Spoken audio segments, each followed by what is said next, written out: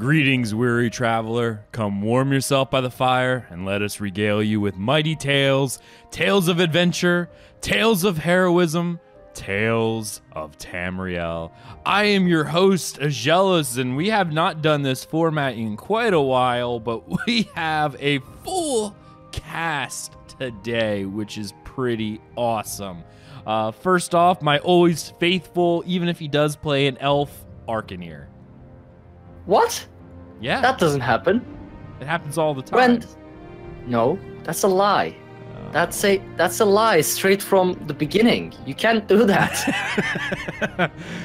We've already discussed I like to set you off a little bit at the start. That way if you had anything planned, it's just... Yeah, but you never said I played elf before. People will believe that, and I'll have like a huge lie spread out that I'll have to clean up. Musclehead 007 in chat says Arkhaniir does play an elf, an Altmer, for the Queen. See what you're... You have a witness this against is because of you people. You probably paid him. I don't know. I'm just saying, the evidence is stacking against you. It's one of the reasons why you ran off to the EU, so you could go frolic in the forest with elves, and I wouldn't be there to set you on the correct path. Wow. Wow. See, this is why I wasn't here last week. Yeah.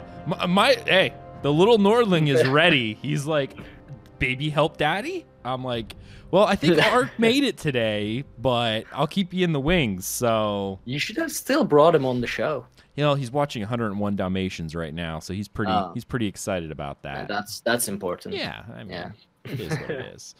Anyway... next up, you probably recognize that face, but you'll definitely recognize the voice. Nate, a.k.a. Misa. How are you, sir? I'm doing very well, thank you. It's nice to be back. I've sort of been missing the show. I mean, I've been listening, obviously, but it's not the same as when you can actually reply. Yes. I find. Yes. No, we've missed you on the show as well, so we're glad to have you back. And, of course, we'll have a lot of fun things to actually talk about today. And one of those who's going to bring up some interesting topics a little later. Shawnownu, how are you, buddy? Oh, pretty good. And I'm just sending Ark some ammo to show you of your... I got a screenshot of your characters a while back, and I have it saved in my phone. Oh, no. Wait, what? Wait, what? So who plays elves? It would not me. Totally be Ark. Look at the bottom of his character list, Ark. I just said. Oh, this is Those are slaves. Yeah. They're slaves. Well, they are Aldmeri Dominion elves, Zach, and this is a screenshot proof. There you go. Thank you, Sean. Thank you for You're welcome. You can't see this on my accounts, neither NA nor EU, but there you go, Zach. To be fair, I just made a AD character because all my friends have been trying to gank blues because we started running the sewers, and so they all just were like, "Oh, everyone's going on blue." It's like, well, let's make a yellow and go kill them all. All I know, Sean, is you're not really making a case for me to bring you back on the show next time. So you may want to think about who your friends are here. So let's just roll into that. What up, Ark? Ark doesn't control the guest list. Sorry about that. You made the wrong choice in backing the wrong person. Also, hello, chat room. Thank you so much for joining us this Sunday morning. We've got a fun show planned for you today. We have some news to go over. There was actually quite a bit of news and a slight controversy within the Elder Scrolls Online community. Nate is going to show us some collector's edition goodies.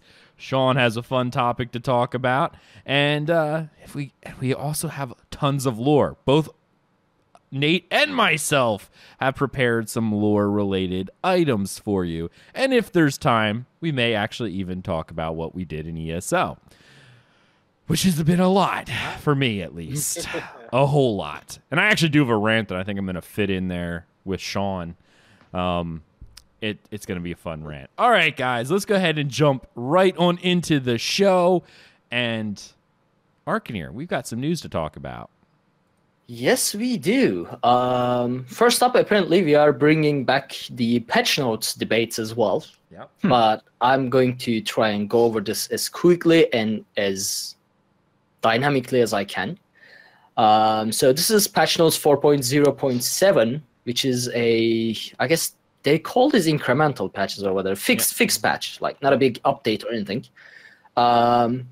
The most important part, as far as I've seen in discussions in game, the jewelry crafting station available from this achievement mediator guy is now legendary quality instead of epic, and it no longer binds when acquired, and now warns you that it requires Somerset chapter to use, because apparently people have been buying this or to sell or without having the Somerset chapter, unable to do both.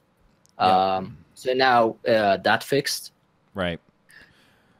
Fixed an issue that caused the Arteaum pickled fishbowl to double the number of fish you receive under certain circumstances, while the intended effect was supposed to be chances, like increasing the chance of acquired rare fish. So it's now fixed as well. Whoa. There's a food item that makes it so you catch rare fish? Yes, apparently it's a drink. I can't wait.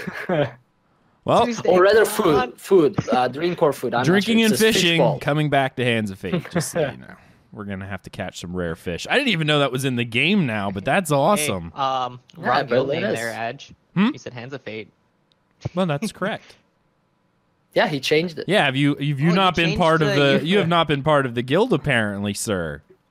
Well, I am. I just never play my PC account. Well, then you're Unless probably you not, booted me, because which we is rare. cleared everyone who hasn't been on Oh, in yeah. 3 months. So Yeah. that would be you, sir. What? Huh?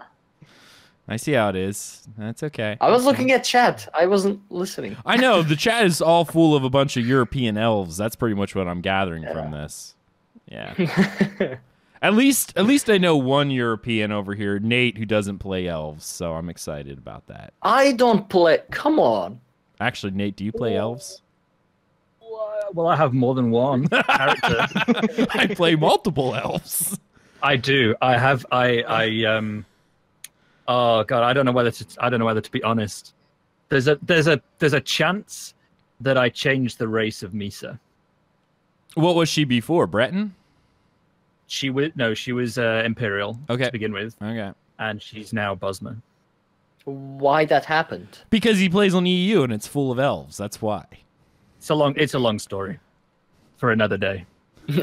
But in short, I had a theory about PvP and archery that was half right but largely wrong, and then I just haven't changed it back yet. Are you planning on changing her back? No, she looks great. She looks great as a Bosma. As a Bosma. So, like, why would you? Oh. I'm sorry, man. I really am. I'm No, you partly sorry. just further reinforce the point that that's why Ark ran off to EU and Gallisner too, so that they could go and indulge their elf love. That's it. No, wait. The more elves there are in a server means that the more people we can kill. No, That's why we are. But it also If you're it also scrolling with means elves, it's because we are there.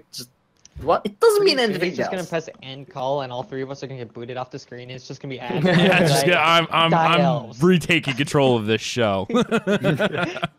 Hey, listen, spiky, pointy ears, fewer tears. That's the rule.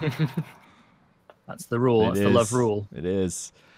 All right. Anyway, Ark, you may continue from our little tangent. So they fixed an issue that were preventing the tutorial to be completed if you defeated the Yagra Nightmare in a particular location and decided not to loot it.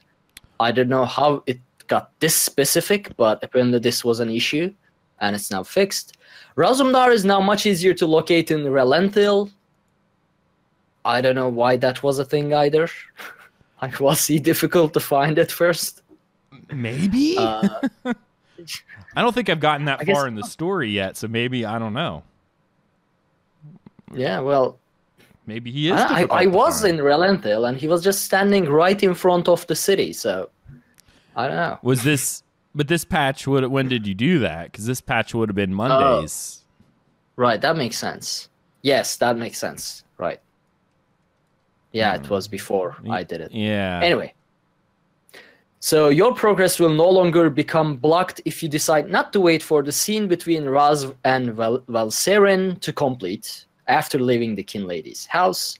Your progress will no longer be blocked if you defeat all the Yagra before Val has reached the Abyssal Pearl in the Undercroft. See, these kind of things are why we get the early access on PC and like do a test run before it hits the consoles. Yeah. So many weird bugs. There are some weird ones, and I actually do specifically remember the Kin Lady quest, which we're not gonna. Don't worry for anyone who's listening. I know even Sean's a filthy console peasant, but since he doesn't have it yet, we're not gonna do any over critical spoilers for Somerset yet. Just because, I haven't even finished it yet, but most of these we've been getting so many new people to the guild that I've been helping new people level up and join in. So my game time has went up, but my questing has went down because everyone's like, hey, let's run pledges. Hey, let's do this, which is awesome because I need keys. But that pretty much means there's no time for questing for me. So I'm still like 2 quests into the main story. But this expansion, just like Morrowind, I have something like very important that you need to see. So please don't take a year to complete Somerset's story like you did with Morrowind. I'm please slowly chipping away at it. Like, even when I'm like, okay, I'm going to bed, guys, I don't actually go to bed just then. I take like another 30 minutes and just start chipping away at more and more quests. I'm in Arteaum, so you kind of know where I'm at. I'm just like, okay, guys, it's I'm not sleeping. too far into the quest line.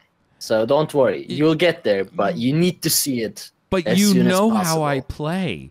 Like, someone asked me the other day in Guild, hey, do you want to quest together? I said, absolutely. But just so you know, the night before I was on for 2.5 hours of streaming and I finished 2 quests because I read every book. And that's, the bug who was preventing you from finishing the quest if you skip the scene. Oh, I didn't skip the scene.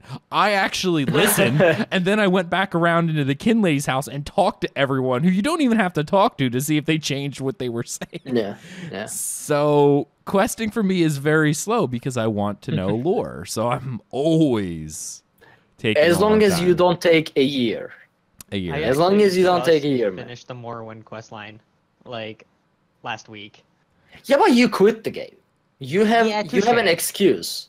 Ak played the game and still didn't complete Morrowind's story for a year. Well, but I also had like 3 other DLCs I had to get through first because I have to do it chronologically. I can't skip around. It bothers me too much. I did that, and I won't do that again. I actually did Clockwork before I did Morrowind. Oh, that must have been insanely confusing. Because then when you get back to Morrowind, it's the we're really getting off topic here, guys, but it's okay. It's ESO related. People don't care. But like for Clockwork, that's a whole other gripe I think I talked about last week. But like you have, when you first do the quest to get into Clockwork, Divith Fur's like, oh, you've obviously never been here before. You would never be able to find it without me. I'm like, dude, the final quest line of Morrowind, I was in Clockwork City. I've been here before. And you're not the only guy who knows how to get here. It was just like, boom, here. Oh, yeah, he just shows up. Yeah. If you didn't do Morrowind, you have no idea who he is other than, oh, by the way, here's a random guy. Enjoy. Yeah, even if you do Morrowind, even if you do main story of Morrowind, you still don't know who Divith Fear is because Divith Fear is actually side quest in Morrowind. Dalgrim says it's not confusing if you skip all quest text and have no clue on what's going on anyway. I actually do read. Well, I read 90% of the quest text, but like when I was first doing the quest for AD and EP area, because I was a DC character. And then, hold on, something's beeping. All good. I don't know. I feel like Nate, I'm sure you agree with this. They do such a good job with the questing in this game, and as well as the books. Like, I feel like it's a disservice to the developer who sat down and wrote all the books. Because I know 95% of the entire player base, what do? They open the book, no skill up, and they close the book. Yeah. It's such a disservice. I have a way of doing this, depending on the game. So in Elder Scrolls Online, there's add-ons and stuff, so you can track which books you've read and not. Yeah. In single-player games like Morrowind and I don't need to name the single-player Elder Scrolls games. I have 2 chests in my main house, and one chest has the books that I have read, and one chest contains books I haven't. So whenever I'm reading a book, it goes out of one and goes in the other. That way, I know that I've read the relevant books, and it's great. Nope, not me. I have to sort all my books in alphabetical order. So and then, that's just unnecessary. It's unnecessary. And then it really sucks because you can't just put it in. You have to take everything out from there down. So you I have them all up there. It's great. And then I find a book. It's like, darn, it's a B. So everything, I have to take everything from where this goes in, down, out, and resort. Yeah. The way to get around that is to at least organize them by theme. So in my ESO house, my main Elder Scrolls Online house, they're all themed. So there's all the books that relate to Dwemer in some way, all the books that relate to something else, Daedric, this, that, the other. And that works well. I don't know what you gain by sorting alphabetically, other than you can find them. Personal satisfaction. Well, I don't even know if it's satisfaction as much as I need help. Yeah, I mean, at that point, it's more like masochism, Yeah, there's a lot of problem with what I do, which is probably one of the reasons why I haven't really got into my housing yet in ESO. I am scared the amount of organization I'm going to have to do. The amount of organization I've already done in Skyrim and Morrowind, not Oblivion because I didn't play it that long. It wasn't worth it. Yeah, you're right. I said that. Come on. Hey, it's not a Tales of Tamriel if I don't first call you an elf or B insult Oblivion. So I think I got the. So if you're following Tales of Tamriel bingo list, you can stamp off both of those. There you go. All right. One thing I think would be really cool if they did for books is if, I like reading off my phone, my Kindle app on my phone, right?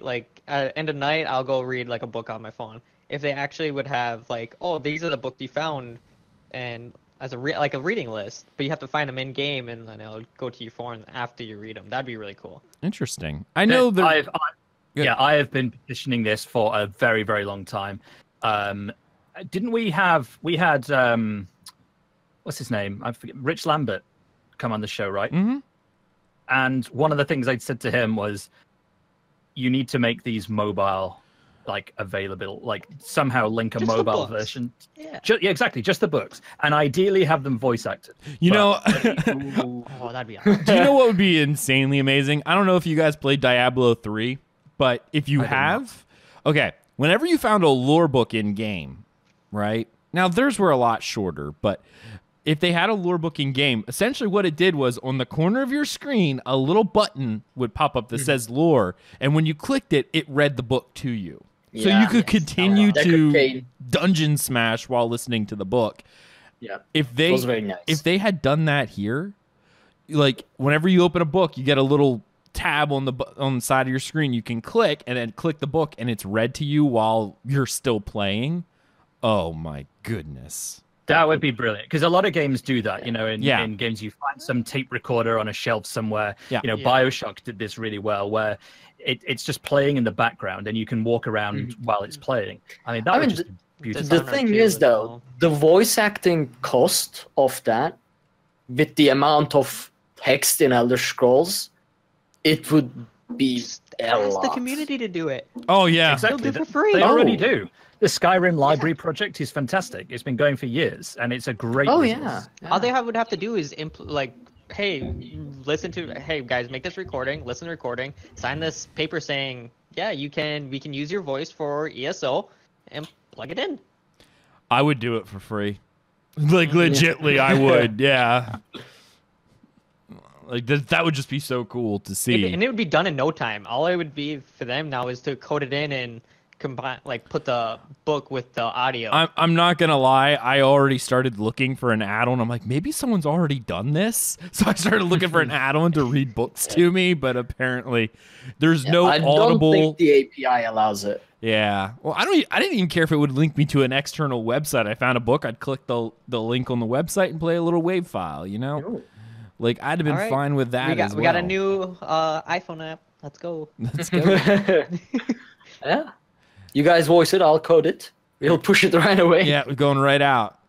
Going right out. There's only, let's see, hold on. Let me pull up my. There's like what 3,000 books or something. I'm pulling up my eidetic memory here. 3,888 books total. So we got this. Yeah, just gotta add them all. Shouldn't be a problem. Yeah, but some of them are like one word or like gibberish, or very very small notes of "you suck, I'm gonna kill you, elf." Signed, tag, like that kind of stuff. Dragons are real. No. Oh. No. Mr. Superman, no here. Stop it.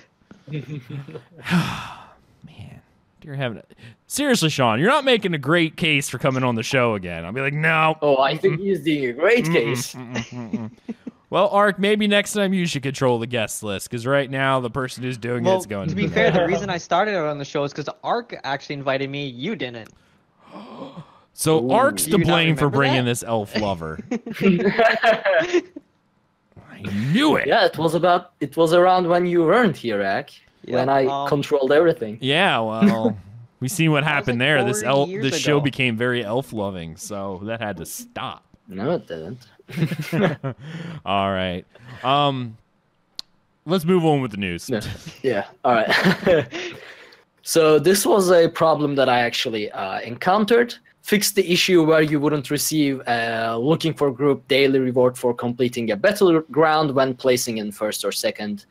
So you didn't get the box and the experience, but it is now. I confirm it's fixed. I get it every time, no problem. This is the most important fix that ZOS probably ever implemented. Fixed a gap that would appear between the knees and boots of the Order of the Hour heavy armor. Fashion, as we all know, is the most important part of this game, and now if only they can fix the random floating leg guards, that would probably be pretty nice. Yeah. Oh, really? That's not an issue I've noticed on Xbox. For some of the newer sets, it's not. The older ones haven't been retrograded and fixed. The newer sets, like I'm wearing Scale Caller right now, it's beautiful, but that's one of the newer type sets. If you tried to put on any of the original old ones. Are you wearing Scale Caller or Skin Changer? Skin Changer. Sorry. Scale Caller's coming later. Don't even know your sets. Wow. Well. Whatever. A lot of clipping issues with that, though. Yeah, I mean, clipping cannot be helped unless you go. Much stuff. Yeah. Like you would have to go very heavy on the engine and focus it entirely on the models, and that's unnecessary. I don't know if you guys realize this or not, but there were once cloaks in ESO. See, I never seen it. Not because it was alpha. I could show you links. Yeah. I actually have screenshots when there were cloaks in ESO. Were they like too wavy and were too heavy on the engine, or what? Yeah, I think that's it. They pretty much were like, Cyrodiil performance suffered. Well, it still suffers, so give us our cloaks back. Anyway, all right. Yeah. So fixed an issue that was causing a bothersome ding-like noise during combat. This was not intended, and we send our apologies to your ears. I've not heard this. I wish I did. Now I'm curious as to what this was. But apparently something was going ding during the combat. To be honest, I was streaming so much, I bet you I thought it was just OBS if I did encounter it. I'm like, oh, OBS is doing some weird dinging. That's weird. And fix some occasional game crashes and disconnects. Yeah. There are other fixes as well in this patch note, but I just wanted to go over the most important ones real quick, like the gameplay affecting ones. So yeah, that was it. So that was the patch notes. Now, this is a bit more exciting news. Action taken for veteran Asylum Sanctorium exploits. They suspended over 1,000 accounts and issued permanent bans on 117 accounts.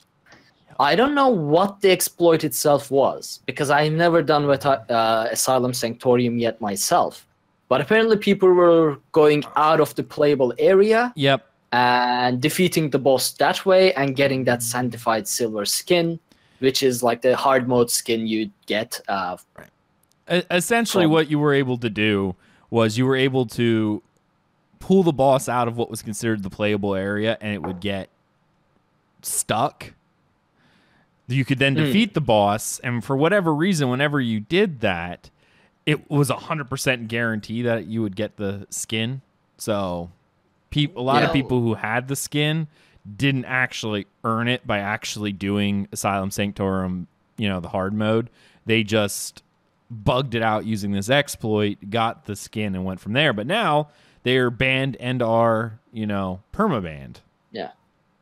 I mean, suspended accounts will apparently be held under suspension while they investigate whether if they deliberately took, advantage of the situation.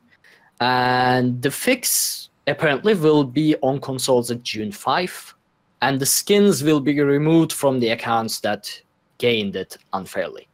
Yeah, that's good. I am curious as to how they monitor this. What data? You can see the amount of people that are getting these skins, and they know, okay, this is very weird. Why are people getting these skins? No. Yeah. I mean, how do you determine which account used the exploit and which didn't? What data do you monitor to determine? You can see all the data. You could see boss position. You can see all that information. So you'd be able to easily figure out what was going on. Or even if it was... Yeah, but here's the thing. Holding boss position data for every single fight ever took place in that trial, that's... Even if it's just a string data, that's a lot of data. And how do you go through it? I mean, I guess you can filter it if you save that data, but yeah, I'm just curious. It's just my, irrelevant curiosity. Are they able to get the crafting bay kind of working? For every player that has ESO Plus, right? And what they say, it's 5.8 trillion or something ridiculously large that can hold for stuff. Yeah, so that's large strings of data too. So they probably have the ability to process it. Yeah, that makes sense. So yeah, if you got suspended and you think you didn't do it, just hold on. You'll probably get cleared. If you got permabanned, well, it's on you. You shouldn't have exploited the thingy. Pretty much what they're going to do is, I imagine they're going to start looking for people who did it multiple times. They may start analyzing chat logs to see if the person was typing about it. This is how you do it, guys. So if you were chatting about telling other people in your group how to do it, you're probably going to get that temporary ban done to permanent. So yeah. That's what they're going to do. I know there's sometimes where the people who got suspended who may have just joined a random pug and then the people bugged it. I mean, you still did the exploit and you didn't leave, but, that's sort of similar to the mage exploit when she got stuck up in her little tower or whatever and people would just kill her. But, yeah, no. If you exploit, you get banned. So I really don't feel bad for you at all. In my opinion.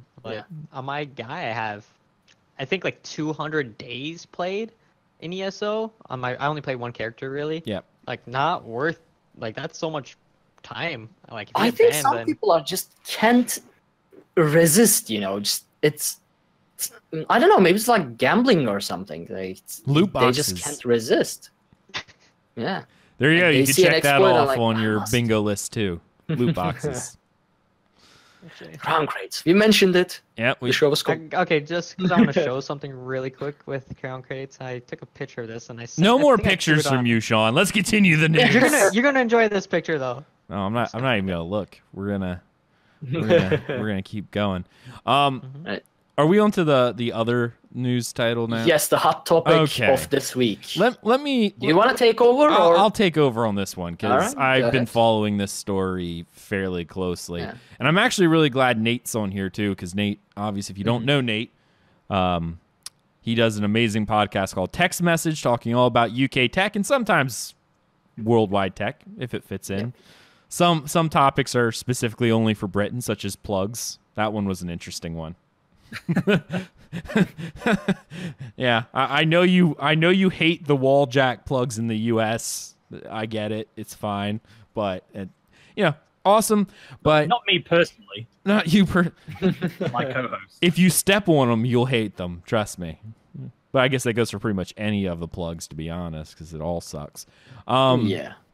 So what exactly happened is more recently, one of the latest patches that came out, some of the data miners and whatnot found an extra DLL program called RedShell. Now, if you don't know what RedShell is a marketing analytics piece of software that actually tracks users' engagement with certain ads, who are clicking it, where they're going, that kind of thing.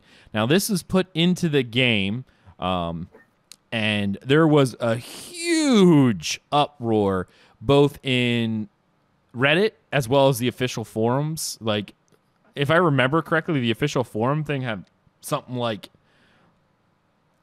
2,000 replies, I think it was. It was a lot. I guess I can just check real quick. Yeah, it was a lot. I mean, it's 23 pages long. 23 pages long. I don't know how many replies there are, but... Yeah, that's big.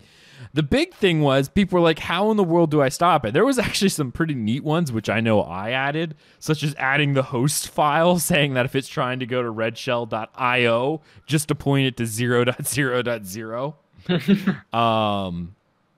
I actually have that added now because that's fantastic and it's just good in sense. So, I mean, you can actually do that with pretty much any kind of marketing file. So if anyone has any on your computer, you can just add the host file on your computer so that it doesn't send any data out.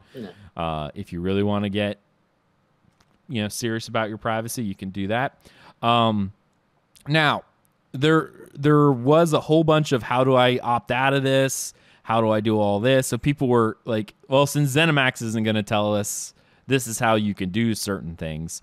Matt Firer did come out and did an official statement saying that, sorry guys, mea culpa kind of thing, that this was not intended to come out. I'm sorry that it was out. It'll be removed on Monday's patch. So yeah, I'm not really sure I personally buy the mistake thing, because the only thought in my head was, why in the world was the program even at ZeniMax Studios if you're not at least now planning on using it in the future or evaluating using a similar product? Yeah, that's what actually Matt Firer said. He didn't say we never planning to use it. He said it was in the patch, like in this update by mistake, but early. Like we were planning to use this future in time, but it wasn't supposed to be on this update, but we were indeed planning to use this at some point. Yeah. So he didn't say like they never planned to use it and somehow it ended up in the client. They planned to use it, but just not now. But I agree. Like I don't know if they just expected people to not notice this in the patches. What information did the RedShell give? It gave what you said, processor. If I remember correctly, they click on advertisement-wise to start playing the game, where you clicked on the window for ESO? In the launcher and in the game, like where do you click on the advertisements and whatnot, so they know where to place this. And if I remember correctly, I don't know where I read this, the browser, you log into like Elder Scrolls Online and your operating system. Mm-hmm. I don't remember the full list. But it wasn't something like, your name and surname, whatever, your login information, obviously. It was more trivial stuff now that I really don't get bothered by. Yeah, but people... why is it a big deal? Maybe it's a unpopular opinion, because why does it matter? That should be information it'd be useful to know. Like, for advertisements-wise, this is where they like clicking on advertisements on our little browser. I mean, it's their... Yeah, I mean, here's how I see it. A lot of things on the internet that we love using works because of the immense amounts of data that people are collecting. Like, none of the stuff that we enjoy, well, I shouldn't say none of the stuff, but most of the stuff that we are currently enjoying works because of the data, because everyone is using machine learning, everyone is using marketing analysis to, like, bring to you what you like. Because they know, in this age, they know, and machine learning is obviously works on data. So these things are necessary to be used. Like, the data has to be collected. You cannot fight that. Now, the reason why I think it's a big deal is, first, they did this without notifying anyone and giving an option to opt out of this. Like, saying, okay, if you want to, you can give us your data, but if you don't want to, you can. Like, one is that, and the other reason people are going crazy about this is because of the whole Facebook privacy ordeal, and now it is very trendy to get outraged about privacy. Well, that's very true. That is my opinion. No, it's true. There is a big focus on privacy now because of what Facebook did, what Google has been doing for years. You know, that is starting to coming to a head here, so we're starting to see that. Yeah. Nate, you've been kind of quiet on this subject. Do you see any issues from a GDPR side for what they're collecting? So a couple of things. Yeah, my reason for being quiet is I've largely been embedded in GDPR during my professional life as a technology journalist for about the last 9 months, so I'm sort of sick of it in a sense. So any excuse to not talk about it is a good excuse. On the other hand, essentially, it really depends what data they're collecting. So if there is no personally identifiable information, then they won't be too much at risk under GDPR.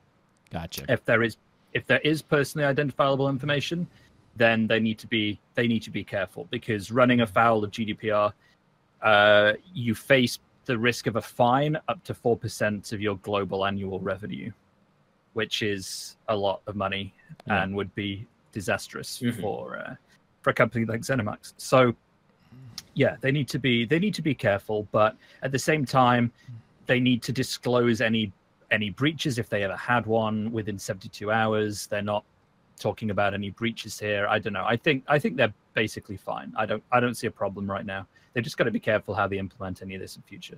Right. Yeah. Definitely. But just a key, host file, redshell.io, 0.0.0.0, done. Or if you, I guess, Ag, you will put the links in the show notes below. The Reddit link explains, if I remember correctly, how to opt out from RedShell entirely. Right. Because apparently Conan Exiles used RedShell for a year. Yep. I heard Blizzard also use it. I'm not sure. I'm not my sure memory on is that fuzzy one. on that. Yeah. But like, I've heard a couple of other companies that use RedShell for similar data collecting. I guess it's a accepted service. Yeah. At the point. So there's a key thing to bear in mind with all this, in that there's nothing stopping companies asking to collect a load of data. What GDPR does, it means that people have to explicitly consent to it being done up front. So it would be wrong if this was implemented without anybody knowing, which seems to be part of the accusation, or at least the confusion right now. Yep. And data being collected. That would be bad. On the other hand, implementing it and allowing users to say, no, I don't mind, or yes, I do mind, I don't want any of this, or I don't mind this, this, and this, but I don't want this, this, and this, that's also fine. Yeah, but it has to be upfront and it has to be explicitly given consent. So if it's in the terms and service that we all have to accept in order to even play ESO, that doesn't count, where you do have to say, yes, I read terms and service? It depends. That's terms of service and privacy policies are generally separate.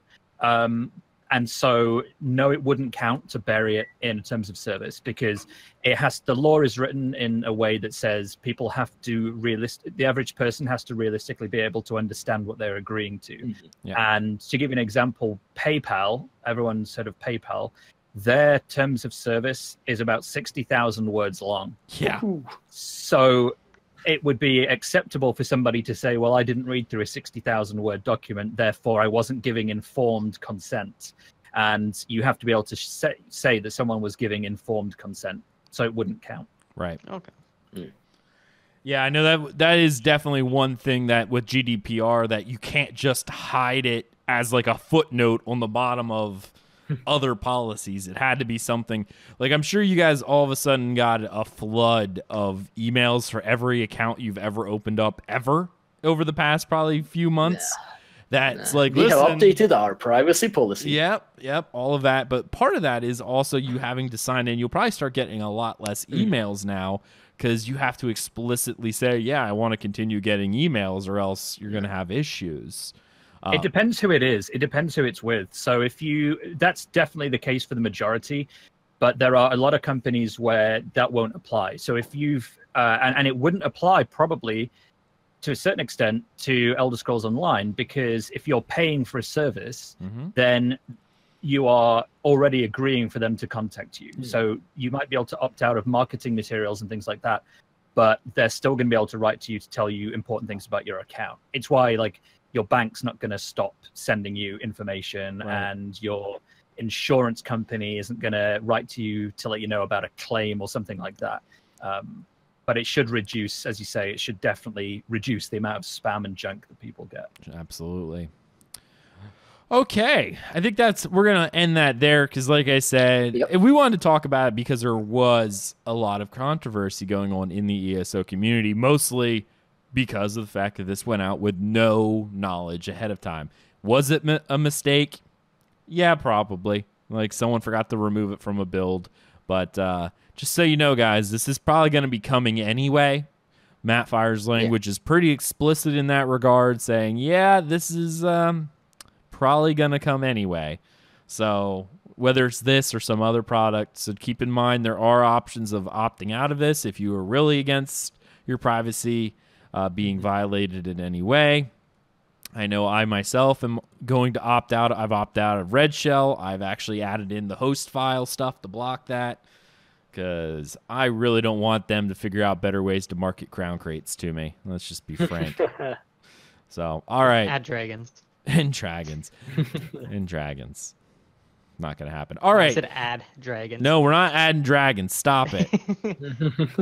Nate, we have something fun planned for you right now. Nate, I think I'm going to let you take over for right now. Okay, we're doing the unboxing Yep. thing. Okay, so I think on the PC, I think you can buy this now. I think for consoles, it's still to come. But here we are.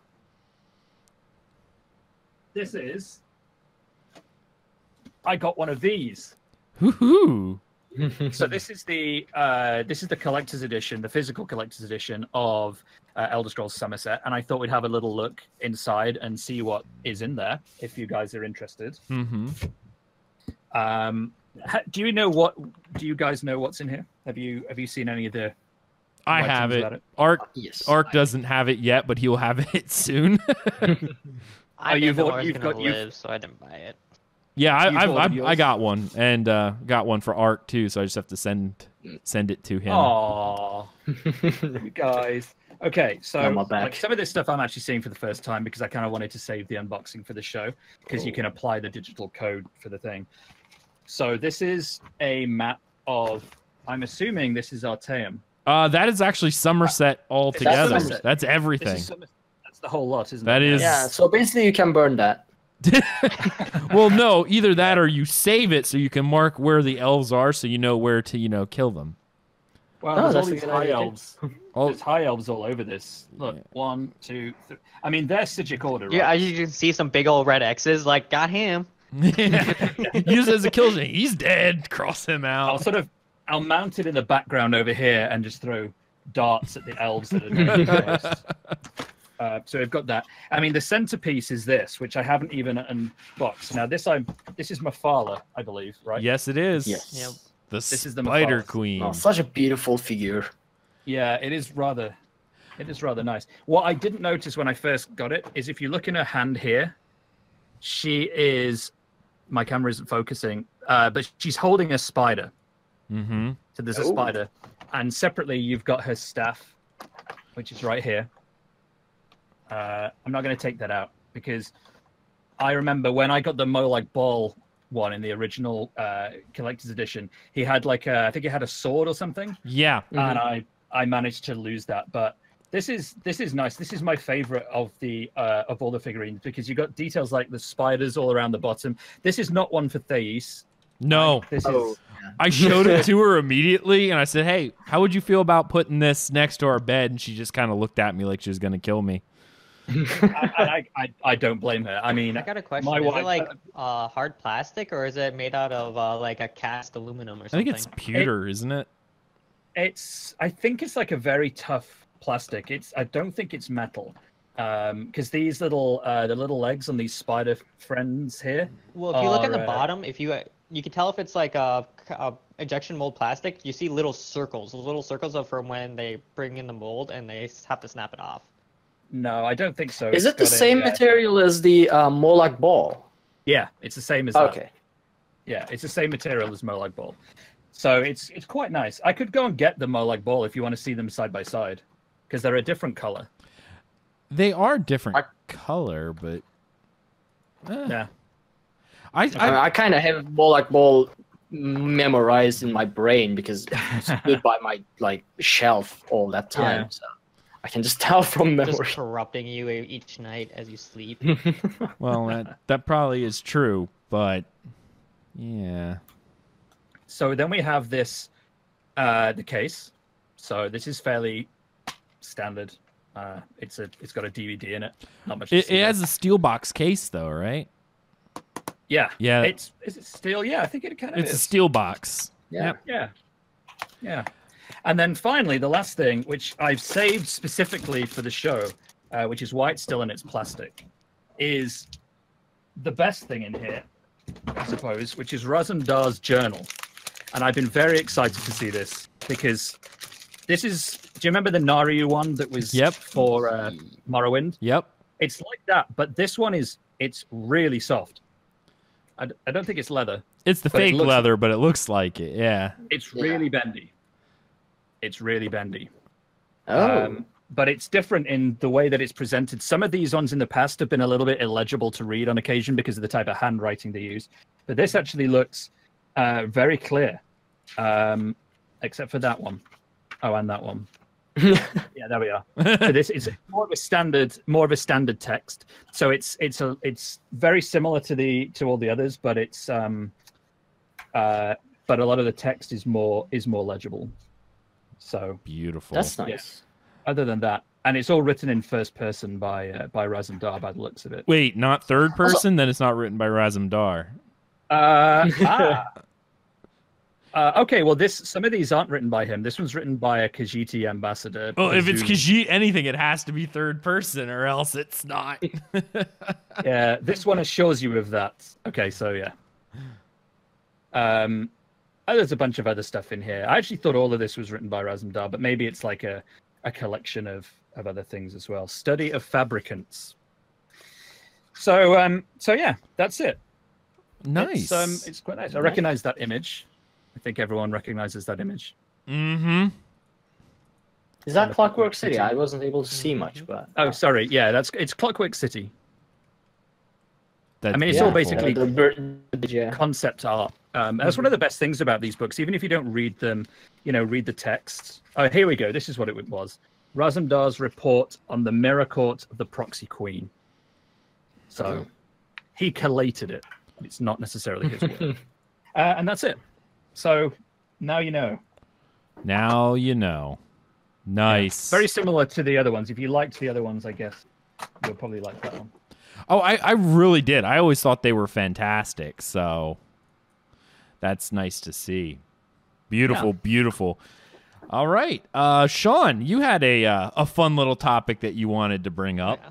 All right. So I was talking to my buds on Xbox about what do you guys feel like is going to come next in ESO? They're going to get rid of Xbox and get PC. On a general they don't allow character transfers, then I might.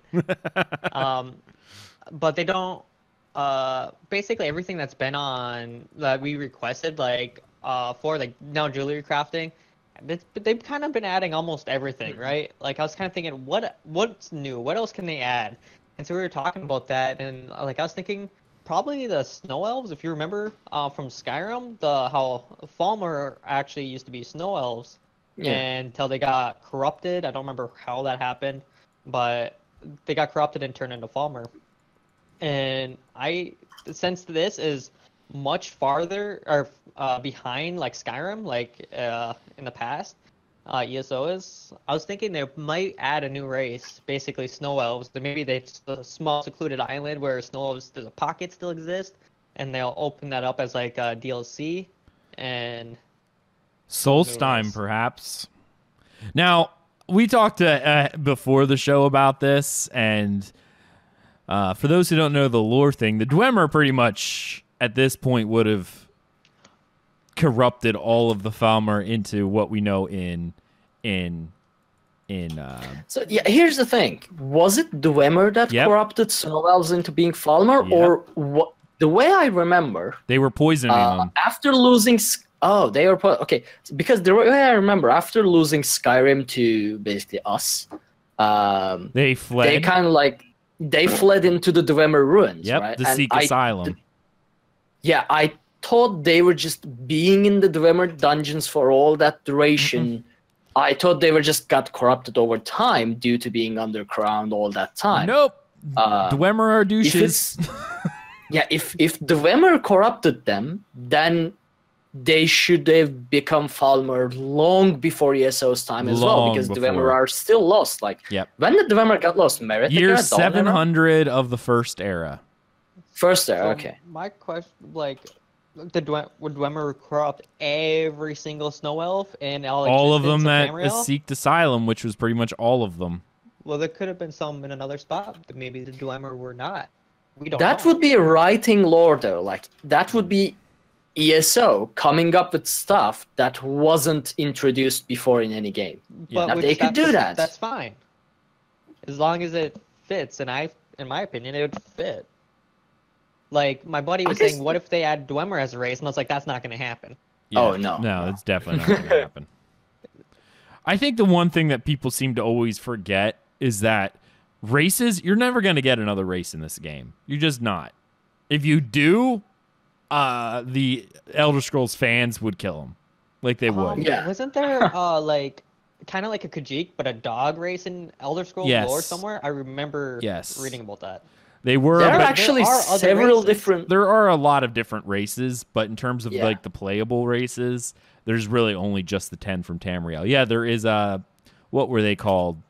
Lemothites. Lemofeet or They're actually presumed extinct due to the Thracian plague. There's their reference in the Empire, the Pocket Empire. Okay, guide. so kind of theory crafting right now. Psijic Order just got released. That's time traveling. What if they went back in time and a couple of them came back? Now it's like continuation of our Somerset. Haven't you ever watched Futurama? As a quest line. Let's see. What about the Imga? The Imga. No, not the Imga. The Kaputung are from Akavir. I'm not sure. Copper Tongue? Kaputung are the monkey people from Akavir. The Imga are upright standing monkeys from Valenwood. We haven't seen any of those yet. Yeah, I didn't know about them. Yeah, there's. I mean, to be honest, I agree. Like, I don't think they will be a playable new race. Yeah. But like, they might show snow elves the way you said. Going back in time, or I don't know if the ones in Skyrim, I don't know how long they live. Well, like, they were alive all the way Skyrim. from the First Era till then. They're elves, Yeah, So I mean, maybe we can see him as shout out to Skyrim. Wasn't he a vampire now? Isn't that why he? Because you that get quest them. line was about vampire. Yeah, vampirism. I feel like he it got wasn't vampirism. Vanguard. Yeah, because I don't remember if he was actually a vampire. Who are you talking about? The snow elves Skyrim? from Skyrim. He wasn't a vampire. You had wasn't? to go to a bunch of temples. I remember that. I'm trying to remember the exact quest line. It was the one where you're having to find these 5 way shrines. It's towards the end of the quest. Yep. In order to get Ariel's bow. I feel like he would have had to be though, because Zenimax has already, and the lore master himself has stated that elves are not immortal. Even the longest living elves only are about 300 years. In Elder Scrolls lore, it's considered 300-year-old elf would be considered ancient. Any elves that are alive longer than that have done so either through some curse, such as vampirism, whatever, are insanely powerful magics, such as Divith Fur. You actually meet an elf in Tel Mora who pretty much exchanges her soul for immortality. Well, it's not even immortality. It's just at some point in the future, some Daedric beast is going to come and claim her, and she made this deal with the Daedra to extend her life. No elves live past 300 years, generally. So Nicholas in chat says one was a vampire, but the other was not. Yes, his brother Vither or something, Vither. He was a vampire. Yeah. Okay.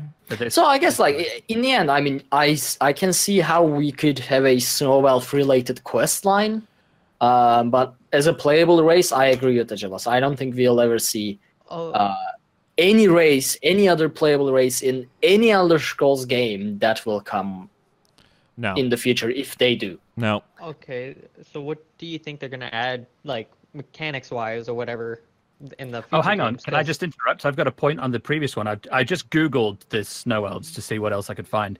And there's a note on the US, unofficial Elder Scroll Pages website for Gelibor, who is that Snow Elf. And it says in the notes here, in the game files, he is part of a newly created race known as Snow Elf Race.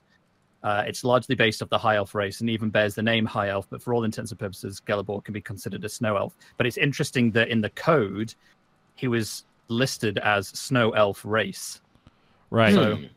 So maybe we could have a... Well, they do exist. They do exist in lore. There were multiple different races. In fact, the Snow Elves themselves were said to have a civilization that rivaled the Altmer. The Altmer. Yeah. So they would have been more civilized than that, but when the Nords came, they just destroyed all of the Snow Elves. Yeah. The ones that weren't killed fled to seek asylum with the Dwemer. The Dwemer never trusted them, so they started feeding them poisoned mushrooms into their diet. That's why they went blind. Well, they made them slaves, which is something I never understood. It's like they forced them into slavery, but also made them blind from that poison. You don't need them to see to pick stuff up. I think you do. No, I just think it'll just take a long time. You don't need it. They could.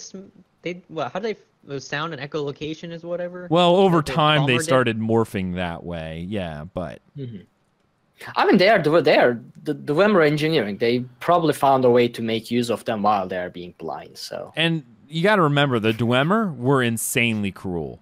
Like that's what you get when you don't believe in a god. Apparently, you have no moral compass. They did. The Dwemer did not believe in anything like that. They were just like whatever works, and that they took so that.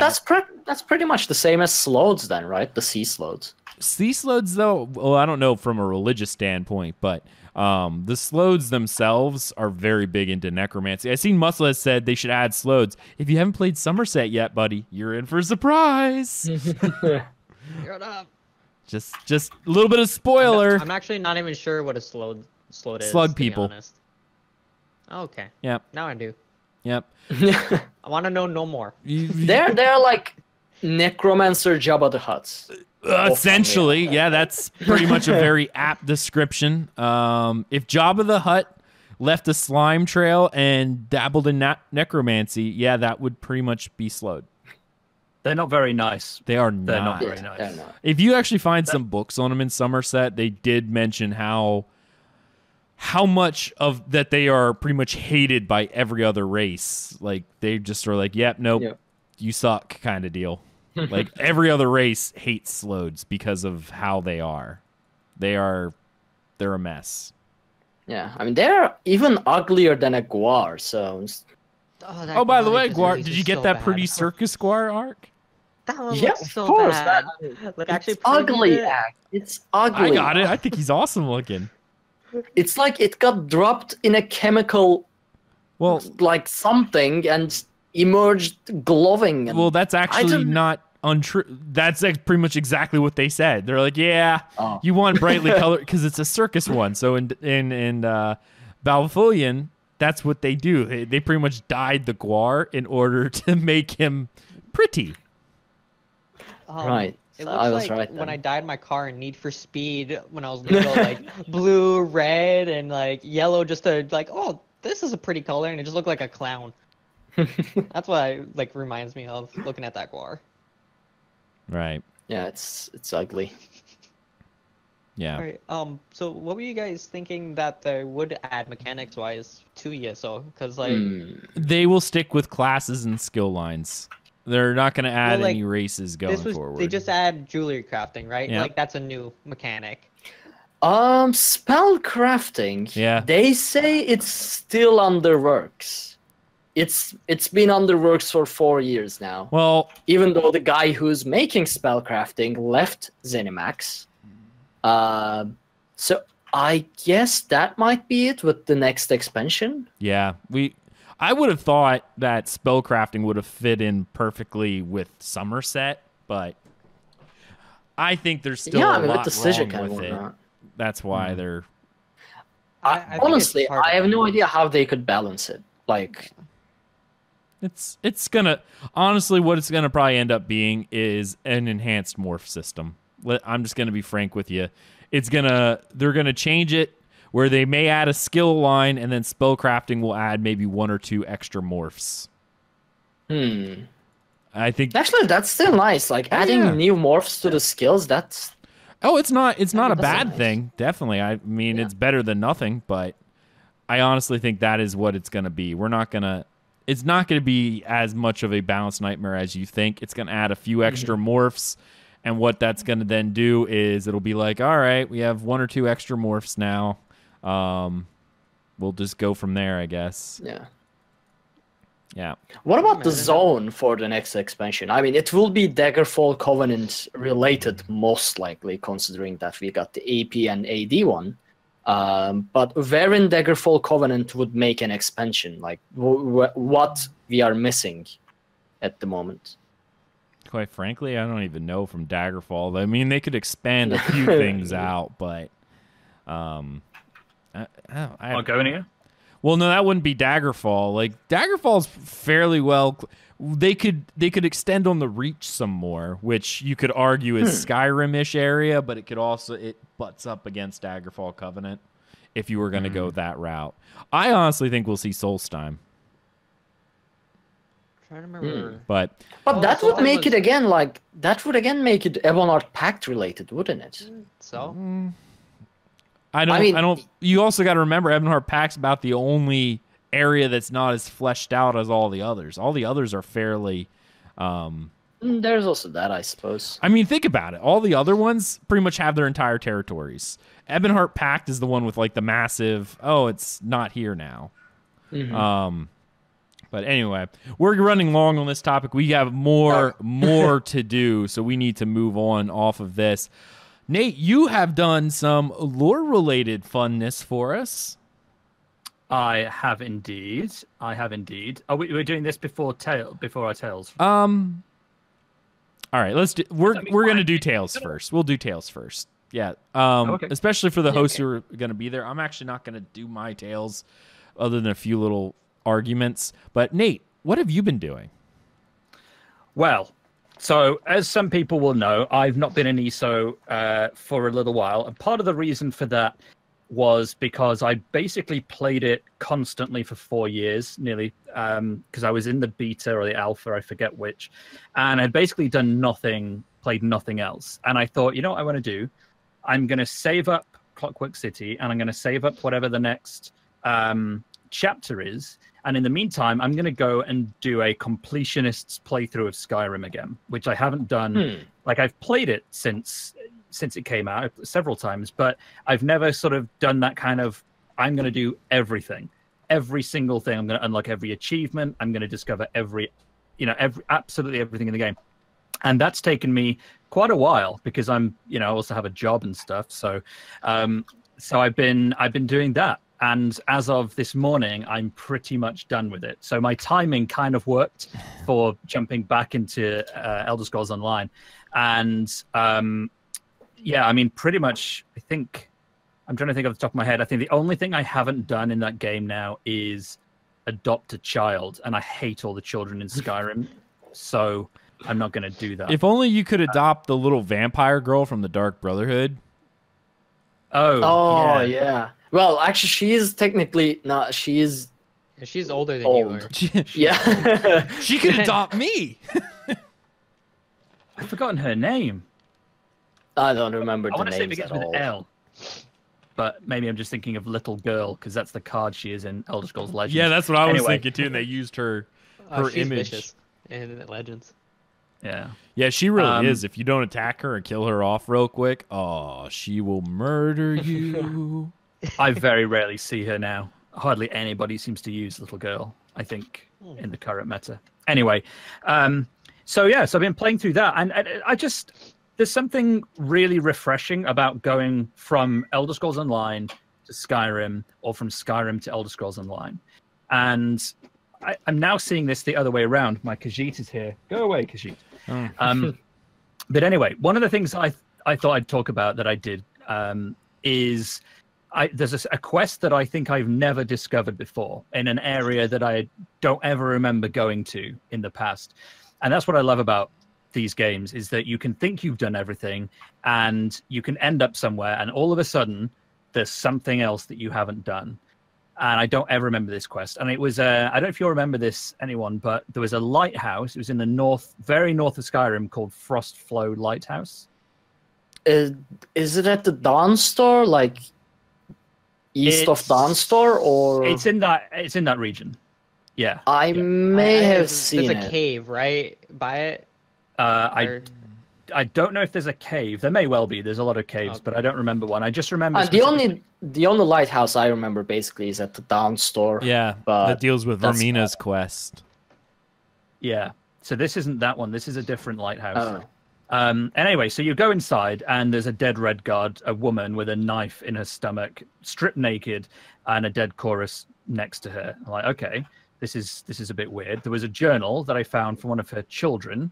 Cool. I've made a few notes on these people's names. Sudi, who wrote that she was bored and unhappy that her and her brother had decided to run away, basically, and complains that her mum, who was this dead red guard in this lighthouse, had accused the kids of stealing stuff from the cellar. So I was like, okay, there's a cellar in this place at some point. This daughter, Sudi, had said that she'd heard this scratching in the cellar and thought it was her brother who was down there doing a bunch of weird stuff. But then she heard the scratching one night when her brother was still in bed opposite her. So she was like, okay, it's not him. And he accused her of trying to make stuff up to get him into trouble or something. Then there was a letter that I found that said that these kids were trying not to run away until their father was back. I was like, okay, the father's gone. This is really weird. There's a dead mother. These kids are missing. The father's gone. There's something scratching in the cellar. Mm-hmm. Skipping ahead a little bit, find this journal from this father, whose final words were to say that he'd found the corpse of his dead wife, and he had assumed that this chorus next to her was actually a Daedra, and was whinging that his kids were still bickering. So he was going to go down to the cellar, lock the door behind him, and try and sort the whole thing out, which I thought was quite interesting. So, do you want me to carry on with this? Yeah, no, keep going. Yeah, okay. Yeah, I'm quite interested right now. Okay, yeah, because I hadn't done this quest at all before. I don't even remember it, so maybe I've not done it either. This is the thing. I definitely had never discovered this one before, and it was like this great self-contained little story. So I go down into the basement. There was an entrance in the basement to somewhere called the Frostflow Abyss. It was like this really icy, like a really icy tunnel. Now I'm thinking, where are the kids? Where's the father? There's a corpse of the mother. And I started thinking, well, if the father was surprised at seeing the corpse, then he wasn't in on it. Was it the kids? Mm-hmm.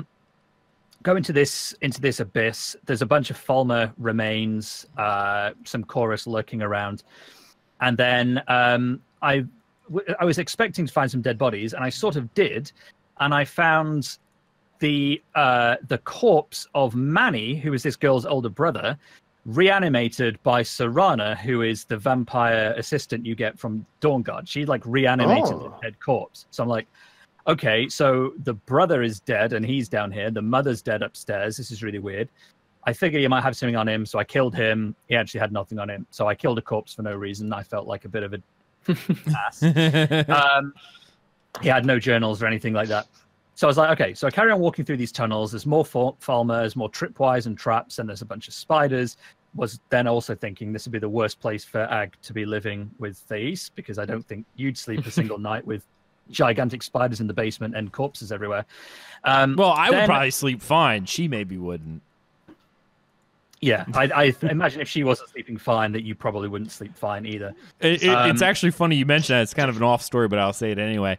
When we were looking for a house that we wanted to buy, I found one that I really liked. Thais was terrified of the place. She's like, I swear they murdered people down in the basement. And this is the difference between our personalities. She's like, we can't buy this house. I swear there's dead people in the basement. I'm like, I really don't care if there's dead people in the basement. In fact, I hope there is. Maybe I can get a cheaper deal on it. I'll carry the bodies out myself. I'm cool with this. I mean, I'm guessing that's basically what happened here, because you know, this icy cavern into this abyss was pretty huge in the basement. If you went into the basement, it wasn't even a big basement. You could not really miss the fact that there was this giant tunnel going all the way through and into some caves that had obviously been inhabited by Falmer. So this was my thinking was, right, there's a corpse of a woman upstairs stripped naked. Why would a chorus strip a woman naked and stab her in the stomach? Why? It didn't really make any sense. It could be Falmer, possibly, but my guess was at this point that this tunnel led somewhere else. The Falmer were just making it their home, but actually there was some other connection to this lighthouse from somewhere else. So I carried on walking through, and then my handy little vampire assistant managed to reanimate another corpse nearby, which was the daughter. So I've now found dead daughter, dead son, both in the basement, despite the fact that the door was meant to be locked from the inside when the father went down, and a dead mother upstairs on the floor in the lighthouse, and still no father. And I was thinking maybe this was all part of a ploy by these kids. But they're dead, so it couldn't be. And the father was shocked that his wife was dead, so it wasn't him either, but I still never found his body.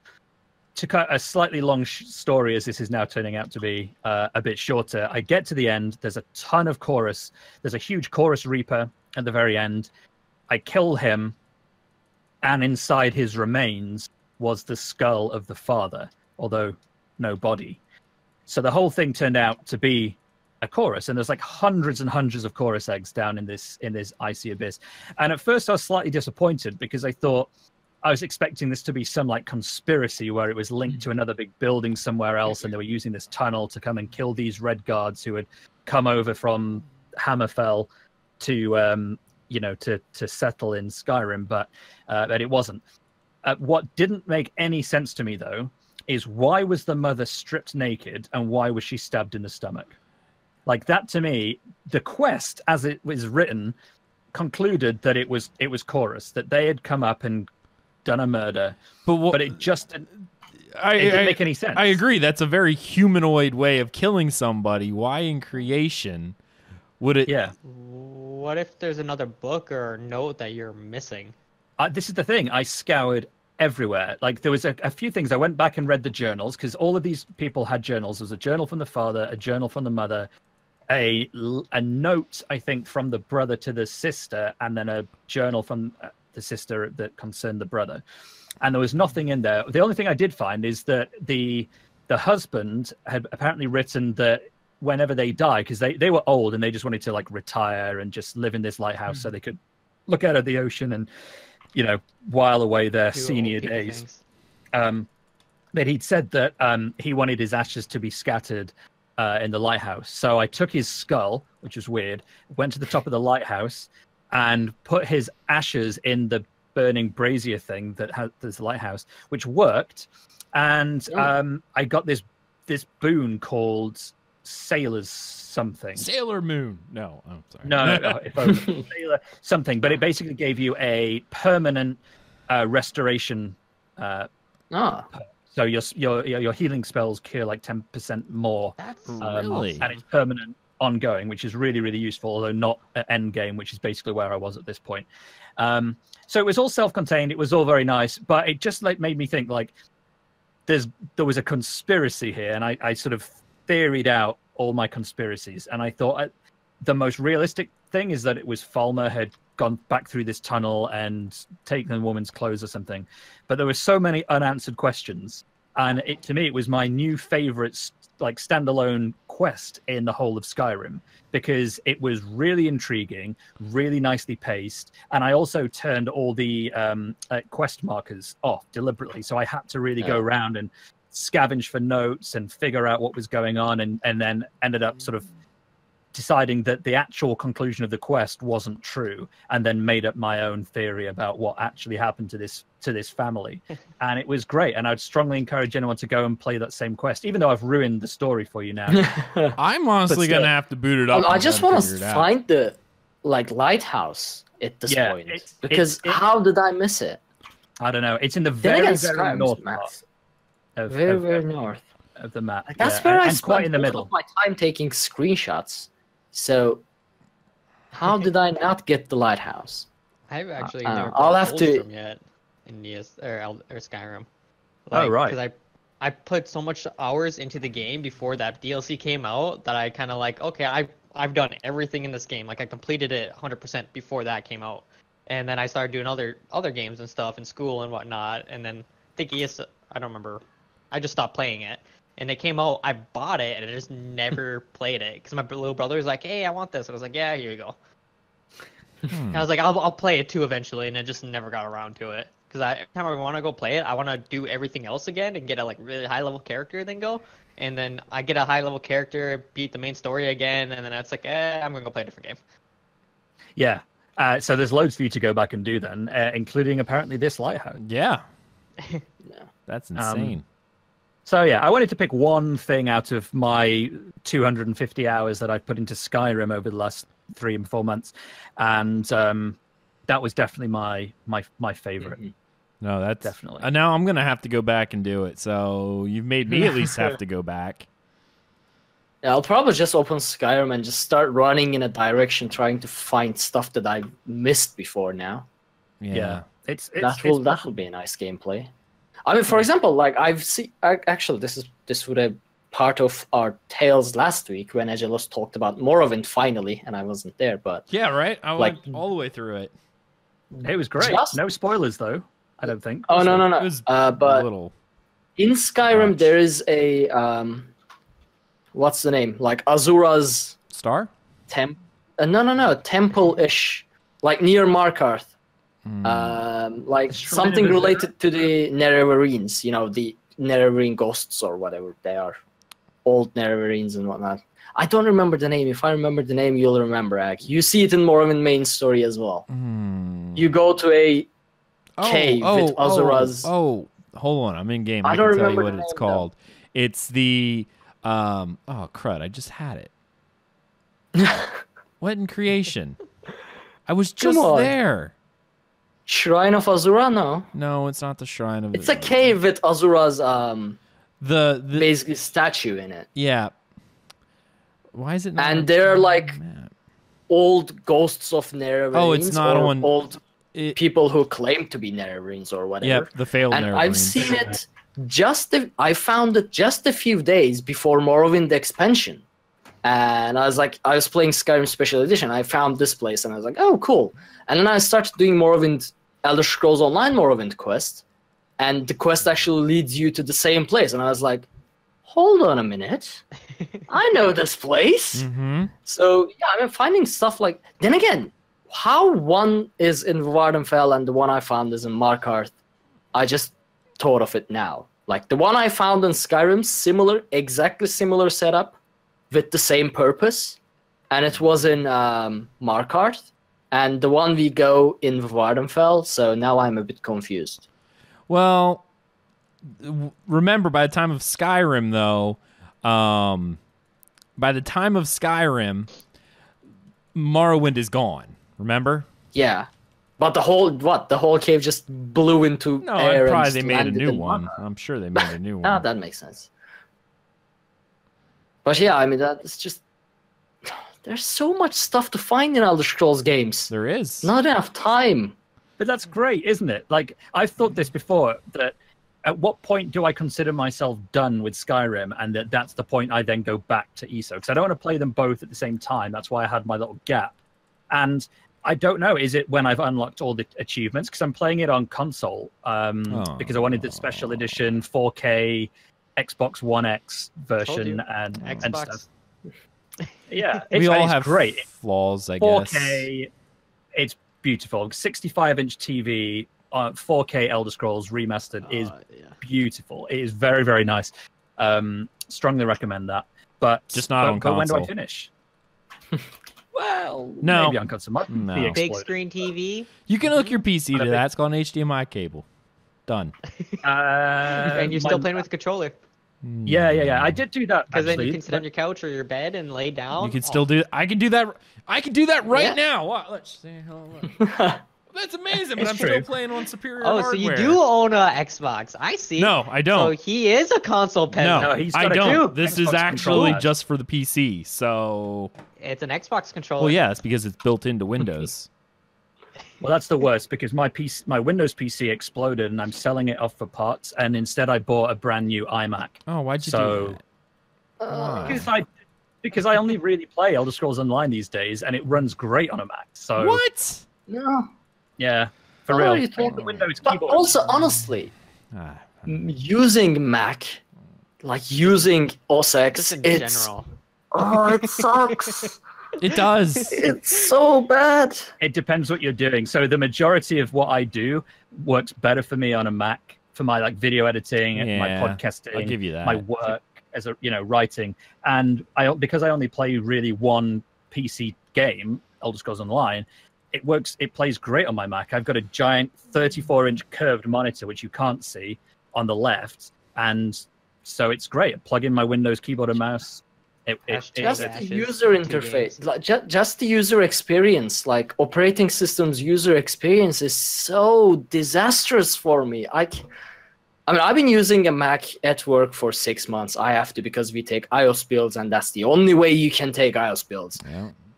And I have to use it. But oh man, I can't get used to it. It's garbage. I can rant about this for 5 hours, so I'll just stop. Yeah, we're going to tangent. I forget why I'm even telling you any of this, but I think it's just like it's the point. When do I switch back over? When do I consider myself done with Skyrim? Is it when I've unlocked all those achievements? Is it when all my quest log is completely empty? And that's what I'm going for at the moment. When I've got no more quests left in my quest log, that's when I'm done. I've got 5 more. Repeatables.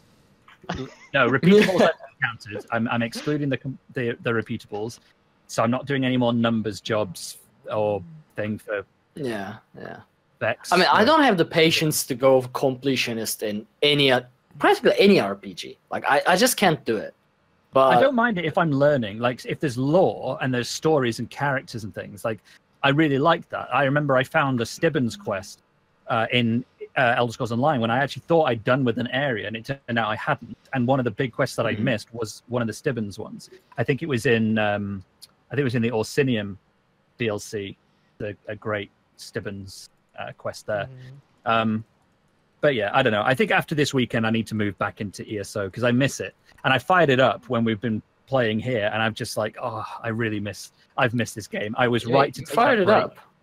Oh yeah, there you are. I see. Yeah. I'm on. And it was nice playing a few months of Skyrim, and looking at that lore and in a different sort of play style. It's really made me like really fresh now for ESO again, and going through those expansions and DLCs that I've been stocking up. I mean, it makes sense because I hadn't been playing ESO that much recently either. And now I've gotten into it where I swear I'm 1,000% addicted again. Like insanely crazy levels of addiction are happening right now. Yeah, so. And it's great. And that's what's great for a game like this, that you can take some time away and do something else. I mean, for me, it was doing something related, but it was still something different. And then come back. And this world has just got bigger. Yeah. I've got half of Morrowind to finish. I've got Clockwork City. And now I've got Somerset. All of which I will do in order, at least in terms of the main quests and main storylines, because they continue on from each other. Yeah, and that's great, and that's a really nice experience for me as a completionist who doesn't like moving areas until I've done everything. Right. It now gives me a ton of new stuff to do. No, it does, and I will say Somerset's pretty darn amazing. It's just So, beautiful. I can't got progress a- because I keep taking screenshots. I got a general question. Like, I remember back when Morrowind came out, you kind of were like a little bummed out almost. You're like, it could be a lot more. It could. I guess It could. the Somerset. Do you still have that same feeling so far? I or- don't know yet because I haven't finished 'Cause the you haven't main put enough. story. Yeah. The issue with the Morrowind story was that the main storyline It felt was kind of short. when you jump from one. Now again, you could argue that Skyrim was the same way because people were like, "Oh, I finished that in like 9 hours." Well, 5 yeah, hours. that's Yeah. true if you only did the main story.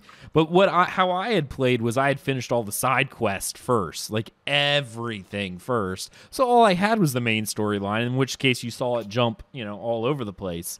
In reality, I feel like what they did is they did a big cop out with Morrowind. And let me explain. What they did with Morrowind is, I don't know if you realize this, but what they had done was most of the quest was, hey, we want you to go to Balmora. Like, you get a little bit of story. There's some stuff going on. You should really go investigate. And you're like, well, all right, I'll go investigate.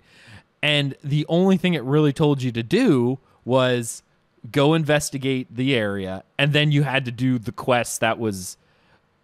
Oh, with the water or whatnot. blah, Well, blah, blah. not just that, but you did the Amazing. quest in the area that was technically a side quest. It didn't have anything to do with the main storyline. And then after Right. you did the main story for that area, the town, then you could go back and be like, hey, I finished, and, whatever it is that you thought was crazy. And I get that. That sort of fit in. The thing where I felt like they rushed was the storyline with Chodala, the failed Nerevarine. It was they introduced him, whoop-de-doo, Batman, and then he was gone again. You know what I mean? Like, it was over so fast. I'm like, you barely got a chance to know who he was. Yeah, I did think that was a side quest, to be honest, when I played it. Like, It just felt did like it, a side quest, 2 didn't days it? ago. Yeah. I didn't know it was the main story, Yeah. to be honest. And that is where I think the failing was. Like, that's main story, but it didn't feel main story. It kind of was like, oh, by the way, here's Cho. Oh, who was he again? Oh, right. He actually is important to the story, but not important enough that I need to, do anything. So that was kind of where I thought the story fell right there. Because the story of the Nerevarine, the whole lore of the Ashlanders is so detailed, and I think they could have fleshed that out so well, and they passed it off just kind of like, whatever. Now, Clockwork I only City learned was it- amazing. I thought they did amazing. Oh, it was. I like nice. Clockwork City. Clockwork I was just City kind is of like my favorite. thinking because they're both expansions. I was kind of curious if this one actually felt a lot better. Ark, did So you? far from how much I've done, it hasn't felt quite that way yet. You mean Somerset? Somerset. Yeah. I don't want to Right. give a spoiler on this, but I actually No, thank you. I'm just gonna say one thing I thought that was it's a side quest. It's not even a main quest. It's in Arteaum, and you actually get a lot of backstory on Manamarco, Oh, which I nice. think fit in so well with the main storyline because he's the main antagonist of the main storyline. Yeah. But you actually get a lot of his backstory in a side quest in Arteaum from when him and Valanus Galarian, the leader of the Mage Guild, yeah. were still part of the Psijic Order. It's I actually Nice. just Now I did have to that do- side quest for this. Yeah. They gave you that gold talisman or whatever for the Mages Guild. I just did that last night. I was like, okay, I'm holding this off till right before Somerset, and I just played it. That was a really cool little side quest. yeah, it definitely was, and it felt really, really good. Really, really good to have. So, Ark, I think Right. it's your turn for Tales. Unless All you're right, done, well, Nate. I hold figured on, let you were me- done. I'm done. Yeah. Okay. Well, awesome. Hopefully, bring we'll out my have you back on the notes. show super soon again, like maybe next week. No, I'm just, and you can tell us I'll be at about a heavy metal festival this time. next oh, week, heavy but the week metal after. fest. All right, all right, all right. Well, next time we'll get to hear what you've been doing in ESO now that you're back in there. So Exactly. So, Nate, you haven't done Clockwork City yet, right? No. Okay, so I'm gonna skip that part of my tales. Although, It's okay, I can step away because I need to. I could do with eating something. Oh, let briefly him step anyway. away, and then you'll do Clockwork City first. Yeah. We'll do that. When you get back, just don't even put your headphones on. I'll just give you a thumbs up whenever we're done with Clockwork City. So that way you know you can listen again. Cool. Perfect. all right. No, his headphones are off. Yep. He's gone. Hey, he's gone. Go. So yeah, I mean, I started Clockwork City last the week before Somerset Isles released because we know that it connects, and I won't go into too much detail, but like the thing is, there's again this shadowy. The first it starts with. You start looking into why Sodasil is acting weird. Everyone is like, yeah, Sodasil has been acting weird. He's been turning the lights off and whatnot. So you figure out that these lights actually show magical or spiritual stuff as well, the lights of Clockwork City. So that's why Sodasil has been getting them turned off. So you make one and go to a meeting where Sodasil is there, and you turn the light on, and it's actually a shadow, like the shadow that we saw with Deal with Fear when we first entered Clockwork City. So we realized Sodasil is compromised, and a quest line starts. We try to save Sodasil. I have a few things that I want to mention. First, Proctor Luciana Pullo. She is my new favorite female character in Elder Scrolls Online. She's such a... Hold on, let me turn my AC on. She's such a badass character. She was a battle mage for Ramon Cyrodiil. And she explains how she ended up in Clockwork City, because she's not a Dunmer. She's a Imperial battle mage. You could argue she's not even Imperial anymore.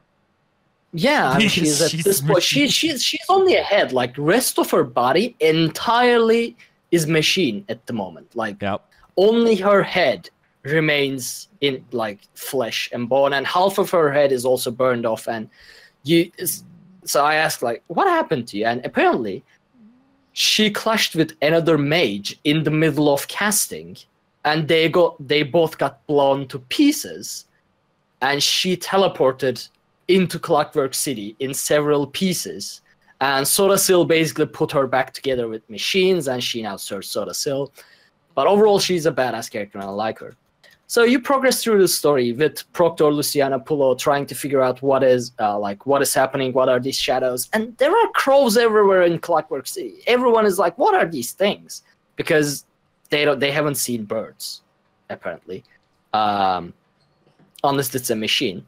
And at first, I didn't realize it was going to happen, but it is actually the Blackfeather Court from the very first public dungeon in Devon's Watch. Yeah, the Blackfeather Court, those annoying... I love them! I love them too, but they're the annoying. Crows. Yeah, the talking crows. They're they are so there. great. I love them so much. And they're like as chatty as usual, and you do a couple of stuff for them, and you get to meet the Duke of Blackfeather Court. And here... all this time, they are talking about a key the crow stole. Like, we stole a key, it's shiny, it's amazing, it's superb. And I'm like, what key is this? Nate says ping me in chat when I'm safe to listen. Okay. I'm gonna cut short. So I'm like, okay, I guess it opens a vault or something in Clockwork City, whatever. So I continue throughout the story. Everyone is talking about a key, and they're like, I guess it opens something important. I'm like, I guess it opens something important. So the crowds say, okay, there's an enemy gang of crowns, and if you get rid of them, we are going to show you where the key is. And I'm like, okay. So we go shoo some crowds. That's literally what you do. You shoo away some crowds. You really do. You're like, yeah, you even get an emote. Like, you even get a shoo emote. You're like, yeah. What is that? Taunt or Begone? It's called Begone. Begone, yeah. And then you get rid of the enemy crowds, and then they say, okay, there is one thing we cannot pass, and it's the motionless guardian. We cannot do anything about it. It's too powerful. And I'm expecting a boss fight, right? I'm expecting like a fixed robot, something like a turret, maybe. I go there, it's a freaking scarecrow. I remember that quest, and I started laughing, and I was like, "Are you kidding me? This is awesome!" Like, you just go up to him, and be like, Nolan. and they're like, "Oh, our savior!" You just push the scarecrow away as well, and like they deem you hero. Yeah.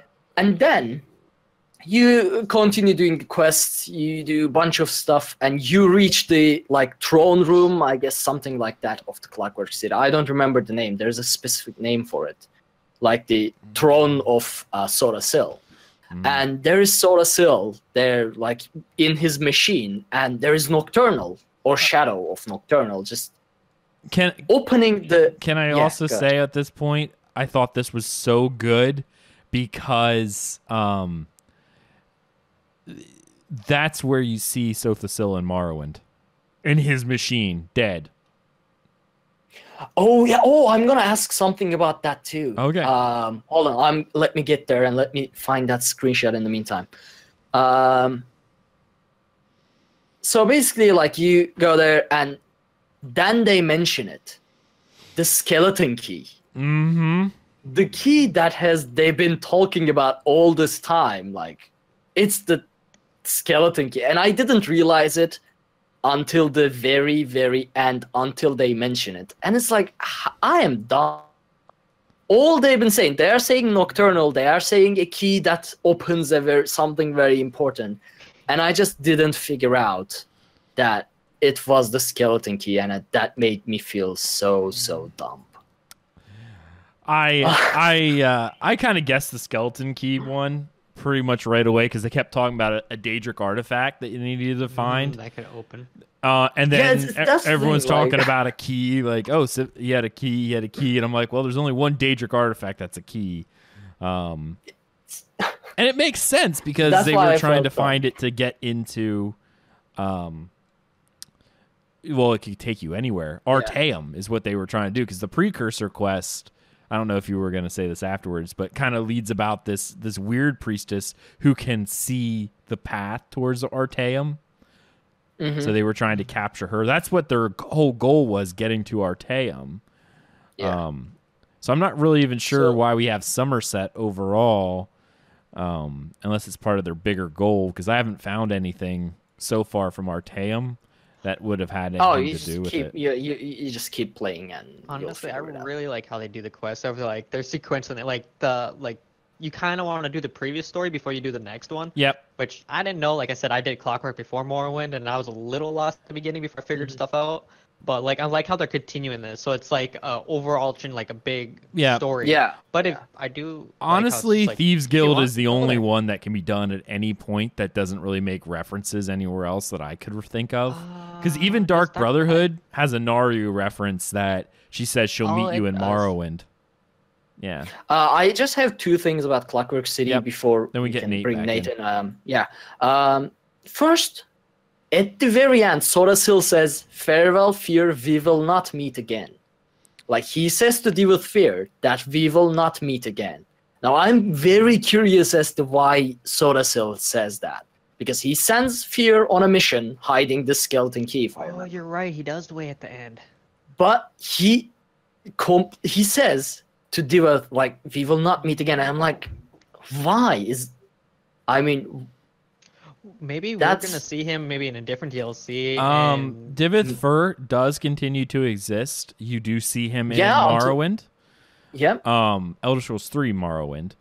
But remember, by this point in time, after the Clockwork City event, Sothasil he doesn't ever leave Clockwork City after. Well, ESO kind of changed some of that. In reality, after this event, he kind of holds himself up in Clockwork City until... And then gets killed by Almalexia. He also mentions that, doesn't he? Yeah. He makes it... I couldn't find it. He makes a vague mention towards how Almalexia is going to kill him. What's really funny is... Oh, I know where you're at.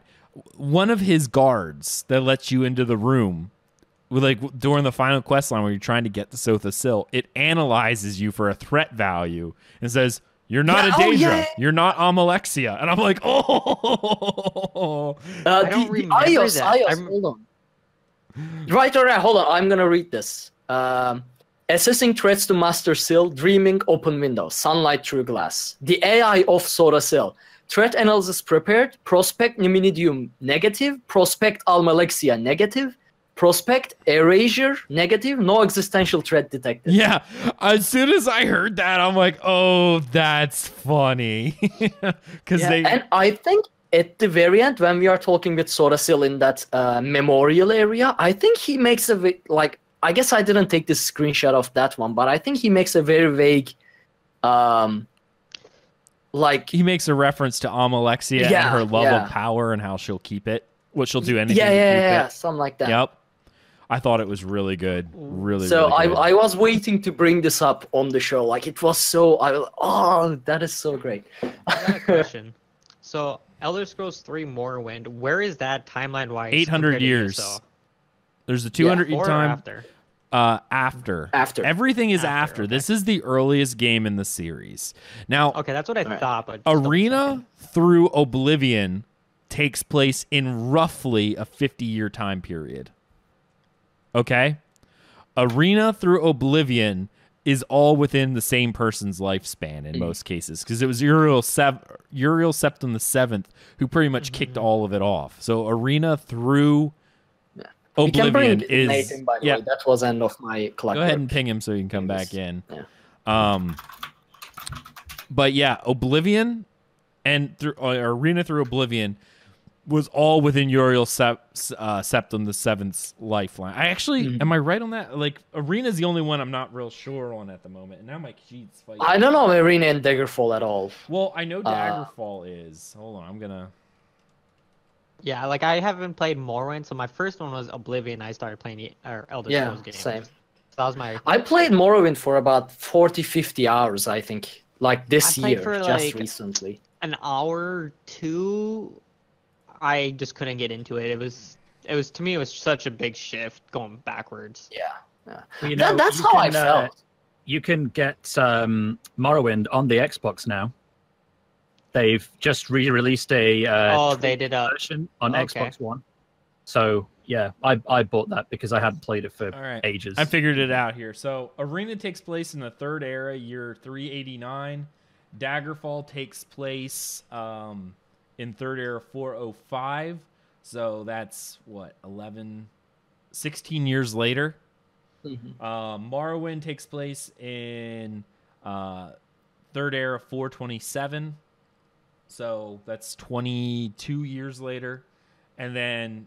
No, that's actually pretty close. Oblivion is Third Era 433. So, again, that's 6 years later. 49. 49. It says 33 here. Oh, I meant between them all. Oh, you added them all together. Yeah, 49 years. So I was right, about 50 years, which... Man. Yeah. I didn't realize it was that short of a time frame between all those. I thought it was like hundreds of years or thousands of years between each game. But like I said, I've only played Oblivion, Skyrim, ESO. And ESO the biggest gaps between Oblivion and Skyrim, right? It's like 200 years or something. Technically, the biggest gap is Elder Scrolls Online and Arena, which is 800 years. See, that's what I was saying. Like, well, maybe Snow Elves can exist somewhere because it's like 1,000 years before Skyrim. Yeah, but you also have to take into account that the Second Era was about 1,000 years before the First Era. Actually, it might not be quite that long, but the elves would see the Falmer, and they were in the Merithic eras when they started this. So the First Era is when they disappeared. So there was probably thousands of years between when the Snow Elves were actually around. Because they weren't around in the First Era, if I remember correctly. They were all kind of wiped out in the Merethic. I think I don't think it was Nords who wiped them out, but the Needs. Like, not even Nords, but the Needs wiped them out, didn't it? I'm trying to... I think it was the Needs, like, before Nords. Before we came and, like, started a war on Elves. It was Needs who like got rid of the snow elves, I think. So yeah, it would have been the Nords, because the Nords came in to take over Skyrim at that point. Because remember, the sacking of Sarthal, which you actually go to, was one of their last havens, and that took place. Oh my! That was the companions, wasn't it? Yeah, Ysumor and his companions are the ones who actually killed them all off. So this would have been during the Merethic era, because the first era hadn't even started at that point. So there were thousands of years between Merethic and first era. Like it's actually funny if you look at the timeline of this stuff. The amount of years is actually greater and greater. Like the Dawn era, we don't even know a time. But they're pretty much like, this was pretty much from the existence of the gods till everything. So this could be tens of thousands of years, 100,000 years. They don't really explain it, because it was just such this amorphous blob, because you're dealing with only immortal characters. So years pass in seconds to them, you know. So the Dawn era, we don't hardly know anything about. The Merethic, they're estimating was something like 5,000 year period, I think it was. Whereas the first era was like 1,200 years. The second era was slightly less than that. Third era was less than 500. So it's all based on and these eras are all based on some giant event, you know, that happened at that point to, you know, signify a new era. You know, like the setting up of the first empire from the Cameronian dynasty was kind of like when they're like, okay, we're out of the Merethic era, you know. The end of the Dawn era, I believe, was the final oh crud, help me out here. The final meeting of the gods in Adamantine, I think. I might be wrong on that one, but hey, you're getting a lot of lore, everyone, just so you know. This wasn't even planned. This is just what we came up with right now. Also, it was straight up Ysgramor who just massacred snow elves. Yeah, so that alone... Just looking at it right now. Yeah, that alone pretty much means that snow elves don't exist, because Ysgramor did his job well. Sorry. Dragon of the North. If he'd have really done his job well, then they wouldn't have existed by Skyrim. Well, one was a vampire. And his rogue brother. Well, you gotta leave some to tell the tale. Yeah, you know? those were the two that he let go to warn all the other elves that the Nords are coming. Yeah.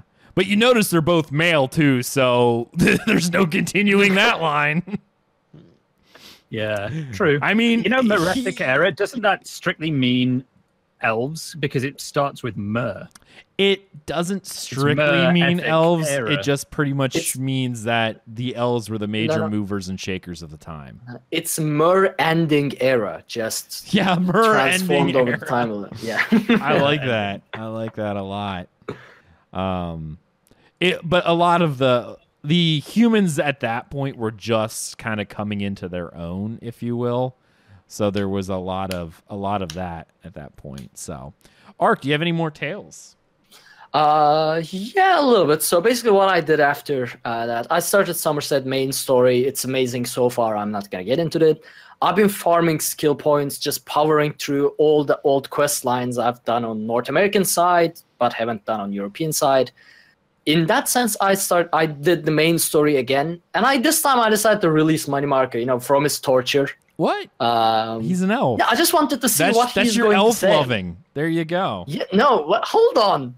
I just wondered what he's going to say, because every time I played it before, I just left him there. Hoping he gives you a kiss too? Like, what's going on here? No, he says the future generations will regret this. Yeah, because I love that because in Oblivion, he keeps coming back from everywhere. Yeah, that's true. He does. So that was a nice reference.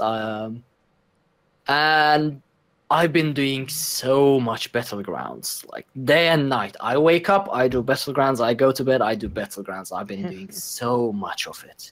You know, I would love to do some Battlegrounds with you because I found it really difficult to get anyone in any of my guilds to play Battlegrounds with me. And so I don't really understand the mechanics of most of them. So maybe at some point over the summer we could do a little bit.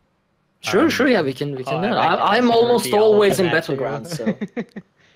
Man, I'm kind of the opposite. I'm like, I don't want people in the guild to join me in Battlegrounds. That sounds mean, but so many people in our Hands of Fate guild are PvE, and I'm like, I no, I need people in pen gear, because the problem is, here's the other fun part. Just keep this in mind. Well, yeah, no, it's actually more for the fact of how their algorithm works. So if you are grouped up, they're assuming you're a pre-made. So they match you with other pre-mades. So what's going to happen is, even if you group with one other person, they're going to put you into the pre-made kind of thing. So you're going to come into groups that are full impen that, work together. Yeah. So you actually make it harder on yourself if you don't go in with a full group of people. Yeah, but I mean, there are always other people who just get into it for how you would come from Wings of Fate. So... I mean, sometimes there comes a group that just destroys you. Like, there is no standing in their way. It's like 500 to 0-0. I was in one just a second ago that did that. Yeah. Lately, I've been getting very balanced games. Like, everyone is like 450 until the last couple minutes, and it's like anyone who gets the kill is going to win the match, and it's so exciting at those moments. I can see I've been that, getting be adrenaline pumping. Oh, it's amazing. It's amazing. You're like, I mean, anyone who gets a kill wins the game, and you are 12 people at the center is fighting each other, and you're like, oh, I love it. I love Battlegrounds. And they are a now, lot of fun. I've been doing them every day too. Like, at least one well, I do one to get the reward, right? Which sometimes there's also an multiple. incentive right now. Yeah, it's like after Somerset, and now they added it to the base game as well, and they added a incentive to play it actually. Yeah. It's actually crowded. Like, I used to be not able. Collectibles. Yeah, Really? there. Yep. I don't know if there are collectibles. I didn't want to know. Yeah. What was there are added in collectibles. Somerset, so I kind of stayed away from most stuff, so it'll be actually fresh for me. Yeah, so basically what happened with Somerset Battlegrounds regarding is that they added Battlegrounds to the base game. So even if you don't have any DLC or expansions, you can play some Battlegrounds. Those people. And there are daily, dungeon, random veteran, it gives you a bag of loot and a lot of experience. They added the same for Battlegrounds as well. So once a day, that's cool. You get a daily rewards, and it has outfit styles in it that drops in pages, horned dragon, and some two other things. Cool. That's awesome. So basically now, even if it's in the middle of the night in Europe, like 5 a.m., 2 a.m., 3 a.m., whatever, there is always a game of Battlegrounds. Yep. It used to be so difficult to find. Like, you would stand there 15 minutes in queue trying to get a game. I'm lucky if I last 30 seconds before a game pops up. Yeah, so now it's crowded as well, so I'm enjoying it a lot. I got a quad kill achievement as well, which I'm saw proud of. that. I've never got that, so congrats on that. Yeah, I just killed 4 guys in a row, just started slamming them. You have to kill 4 guys in 10 seconds or something like that? Not in 10 seconds. Every kill has to be in 10 seconds after the last kill. Okay. So basically, it can be 40 seconds, but... I don't think I have that yet. It's still hard to do, just to have them all in that area. In the nuke them all. Yeah. I got lucky. Like, my acuity procced when my ultimate was ready, and I was like, it was beautiful. Yeah. I mean, I just got one of the achievements too recently. What is it? Oh, no, I have quadruple kill. Oh, nice. Yeah. Nice. The Merciless title. I got that 728, so that would have been fairly recently. The other one I just recently... No, that's not right. That's last year. Charging Champion. Earn your first champion medal by dealing at least 500,000 points of damage in a single team deathmatch. Oh, yeah. I was like... What I'm MVP going after now is... Which one is it? Hold on. I'll find it. Oh, no, wait. Did I take it down? Oh, no. Yeah, I think I have all... Oh, Pit Hero. Yeah, defeat 1,000 opponents in Battlegrounds. I was going for that, and apparently I got it on the 31st of May. Oh, nice. I didn't even realize. Nice. Nice indeed. So yeah, that's what I've been doing mostly. All right. Well, then let's Bunch get of Sean in different here rounds. because I got a few things I want to talk about quickly. And we're probably going to cut the show short, and we're going to do Nate's thing that he prepared, but we're going to probably skip the 36 lessons. And I say cut the show short, but I mean it's already longer than our normal shows. You're welcome. How long has it been? We've already We're over broke the 2 2-hour hours. point. Nice. Yeah, and we still have my tales to do, Sean's tales to do, and our lore segment, which isn't going to include the sermons because otherwise I had a lot to go over for the sermons because one of our faithful listeners provided me with even more notes on the next 2 sermons, and I feel like I don't want to do it in injustice of having to skip through it so super quickly because he took the time to write out all these different notes. I don't want to do a disservice to him and all of his work by shortening it. So we're just going to do Nate's lore, and we'll pick up the 36 lessons next week. We are nearing the end of those, so we will be pulling a lot of Somerset lore. Do not fear, and I apologize for the fact that we did not finish 36 lessons in the time. Too many weeks off for us. That's pretty much what it comes down to.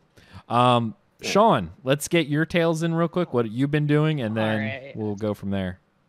So you know how I've been away from ESO for a while. Like, I didn't have internet for 8 months, and then I actually got internet back at school, and then I started playing PUBG and Fortnite with one of my best friends, and then school started happening really hard where I didn't play any video games for like 2 months.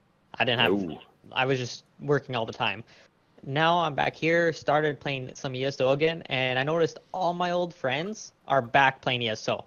Like, that was one of the reasons I kind of stopped playing, is they all quit because they were all getting tired, bored of it. And I popped on, and they're like all on, and I'm like, whoa, what's going on? Like, I'm not complaining, but why is everyone back? And they're like, yeah, we can't lose. Yes, ESO you always come back to. It's like one of those games, like Nate was saying, you can take a few months off, kind of recuperate from like burnout from ESO, and come back, and it's like, oh, there's so much to do still.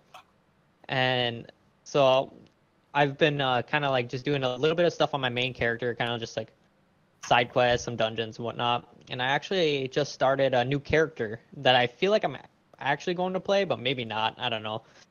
I started a Argonian warden, and at first I was kind of thinking of doing. I actually named her Slithers with Kion. And if you know the name Kion, it's basically a snow goddess in Nordic religion, I believe. And so I was like, okay, I'm gonna make her like a frost tank / healer, so I can run dungeons with 3 DPS, and I'll just heal myself and like heal the group. And so I'm gonna run nice. Frost Staff and Resto is my plan.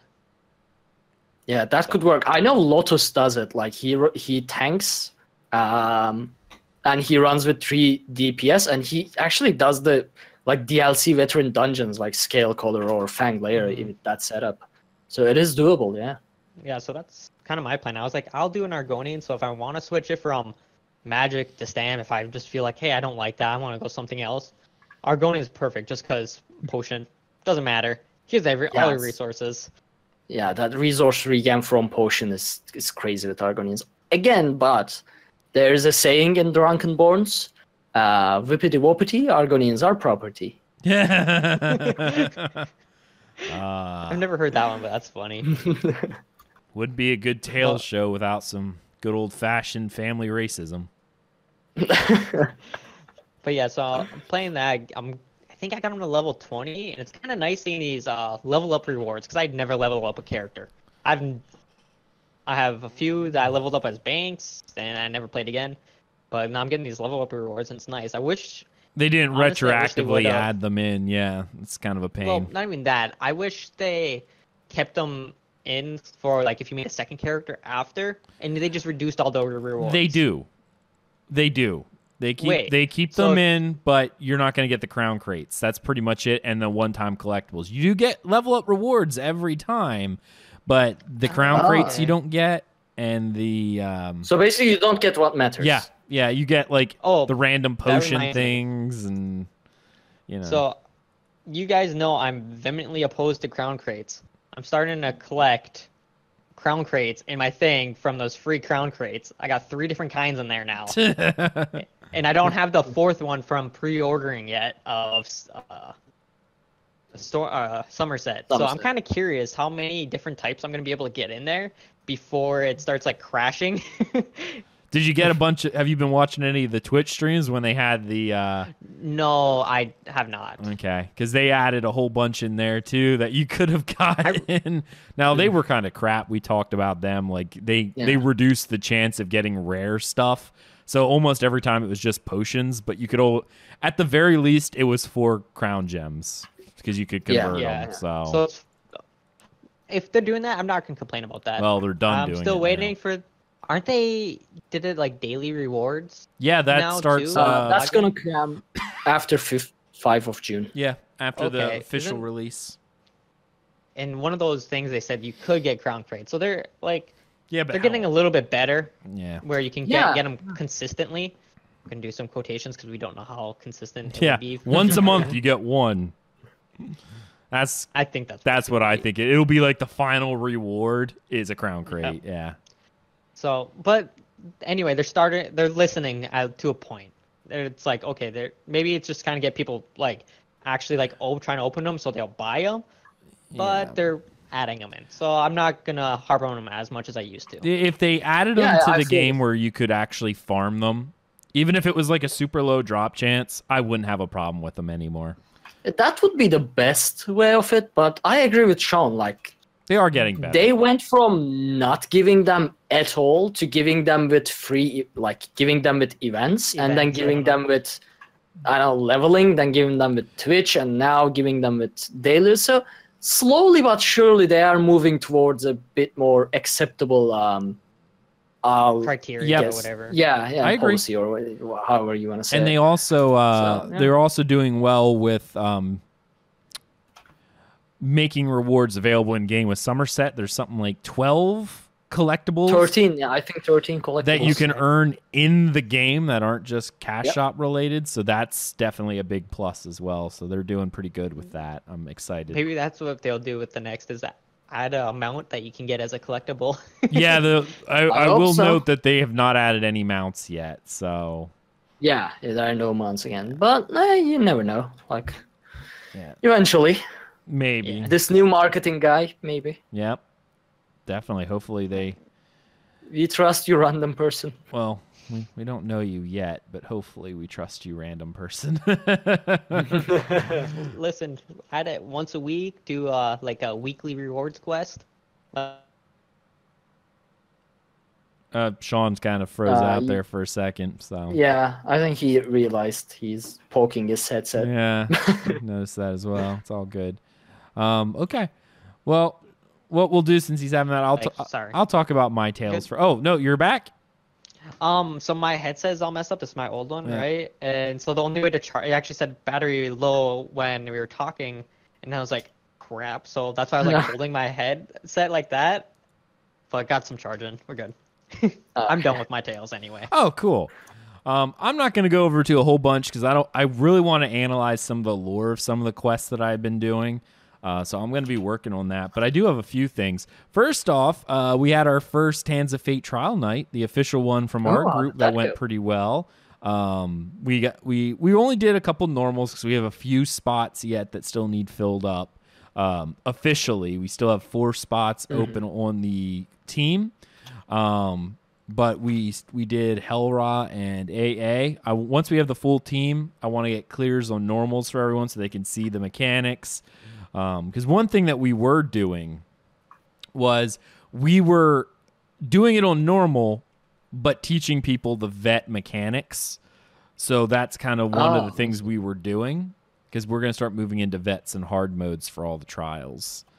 So that went really well. So if you're in our guild and interested in running trials on Saturday nights at 10:30 p.m. Eastern, let me know, because we do have 3 DPS slots and a DPS slot that's also a healer.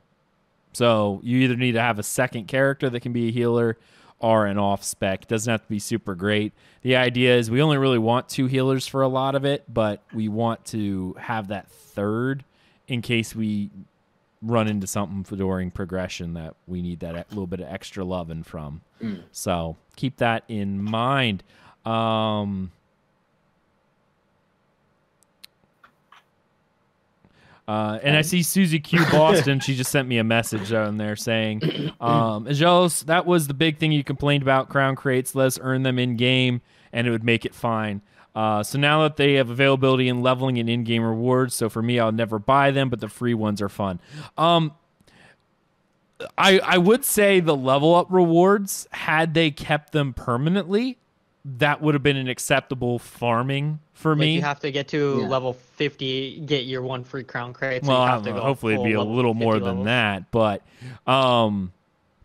yes, that was kind of the thought in my mind was they need to make it as a permanent thing, but the crown crates rewards, which you do get more than one, you get like 3 or something like that for leveling a character to 50, was acceptable, but you only get it one time. So they need to make it like a 3% drop chance off dolmens or geysers. That would get our world bosses. Honestly, I think that should be a permanent thing. Is that there's like a 3 to 5% drop chance from your chest to get one crown crate, current season crown crate, from any dolmen, any world boss, or any geyser. Honestly, I'd be even fine if they said 1%, just like, hey, 1% on any of it. If you can get it from like dolmens, sure, it has bosses, because then there's multiple stuff because people farm them anyway. They do, but I do notice one thing that it's an issue is some of the older world bosses don't get a lot of love. But I think that would make it so people farm them and people would spread out. Like if you're farming them, like, well, I don't really want to farm world bosses in the populated area because by the time I get to it, it's already dead. So I'll go to the random one-off zone in Shadowfen and farm world bosses because, hey, I want my crown crates. That's what they need to do. They need to add it into the game. Or, I mean, even like make it only drop from the latest available content. For example, now that Somerset is out, make it drop from the Somerset geysers that are replacing the dolmens. That'd be both give people an incentive to buy the new content, like get into the new content, and make Crown Crate available in the game at the same time. Win-win, in my opinion. Yep. The only issue I have with that is if they only did it to whatever the latest DLC is, that means they'd be taking away content from a previous DLC once they added a new one. Yeah. That's the only issue I'd have with that. And yeah, but I mean, it's practically the same as just removing the old Crown Crate seasons. To an extent, but I mean, anything like that would be acceptable. I'm with Sean. Yeah. It's still like I would prefer it to be all content, so that way no content's trivialized. Like, even if you needed a gear, say you need a gear from an open world set, but no one's farming it because I can't get crown crates from that, you know, then that kind of... And if it's a low enough drop chance, I don't see why having it everywhere is not a problem. But we got to continue moving on, so we'll just drop this. But... we're going to drop You're this. welcome. I got to be conscious. Nate's time. He's got stuff that he needs to do, and we still have to do a lore section. Nate is probably cursing us right now. Yeah, probably. Like, I've been doing podcasts all day. Yeah, right? And it's probably... No, I've actually... When I was muted, I was actually editing a podcast while we were doing this. Oh, nice. So good. Multitasking. It's, yeah. I appreciate that. So, obviously, the one other thing that I want to say is... I was doing some dungeons. I know I'm behind on the storyline quests, which I will get on, but we've gotten so many new people to our Hands of Fate Guild in ESO. So if you're interested in joining us on the North American PC Mega Server, just send me a message, AGGELOS, in-game. We'll get you an invite. But I've been doing so many dungeons and stuff with new players to get their CP levels up and teaching people how to do different stuff that I haven't had time for, which is actually an awesome problem to have, right? More people in the guild, more people doing stuff. So, but it's put my questing a little bit behind because we've been working on that. But I do have one story of, I made a friend through mutual hatred of other people. That's a good way to do it. Yeah, I've made a friend due to our mutual hatred of some terrible bad pugs. So it was like 2 or 3 nights ago. The daily was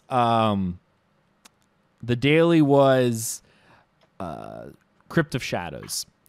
I need to get a new Velindreth helm.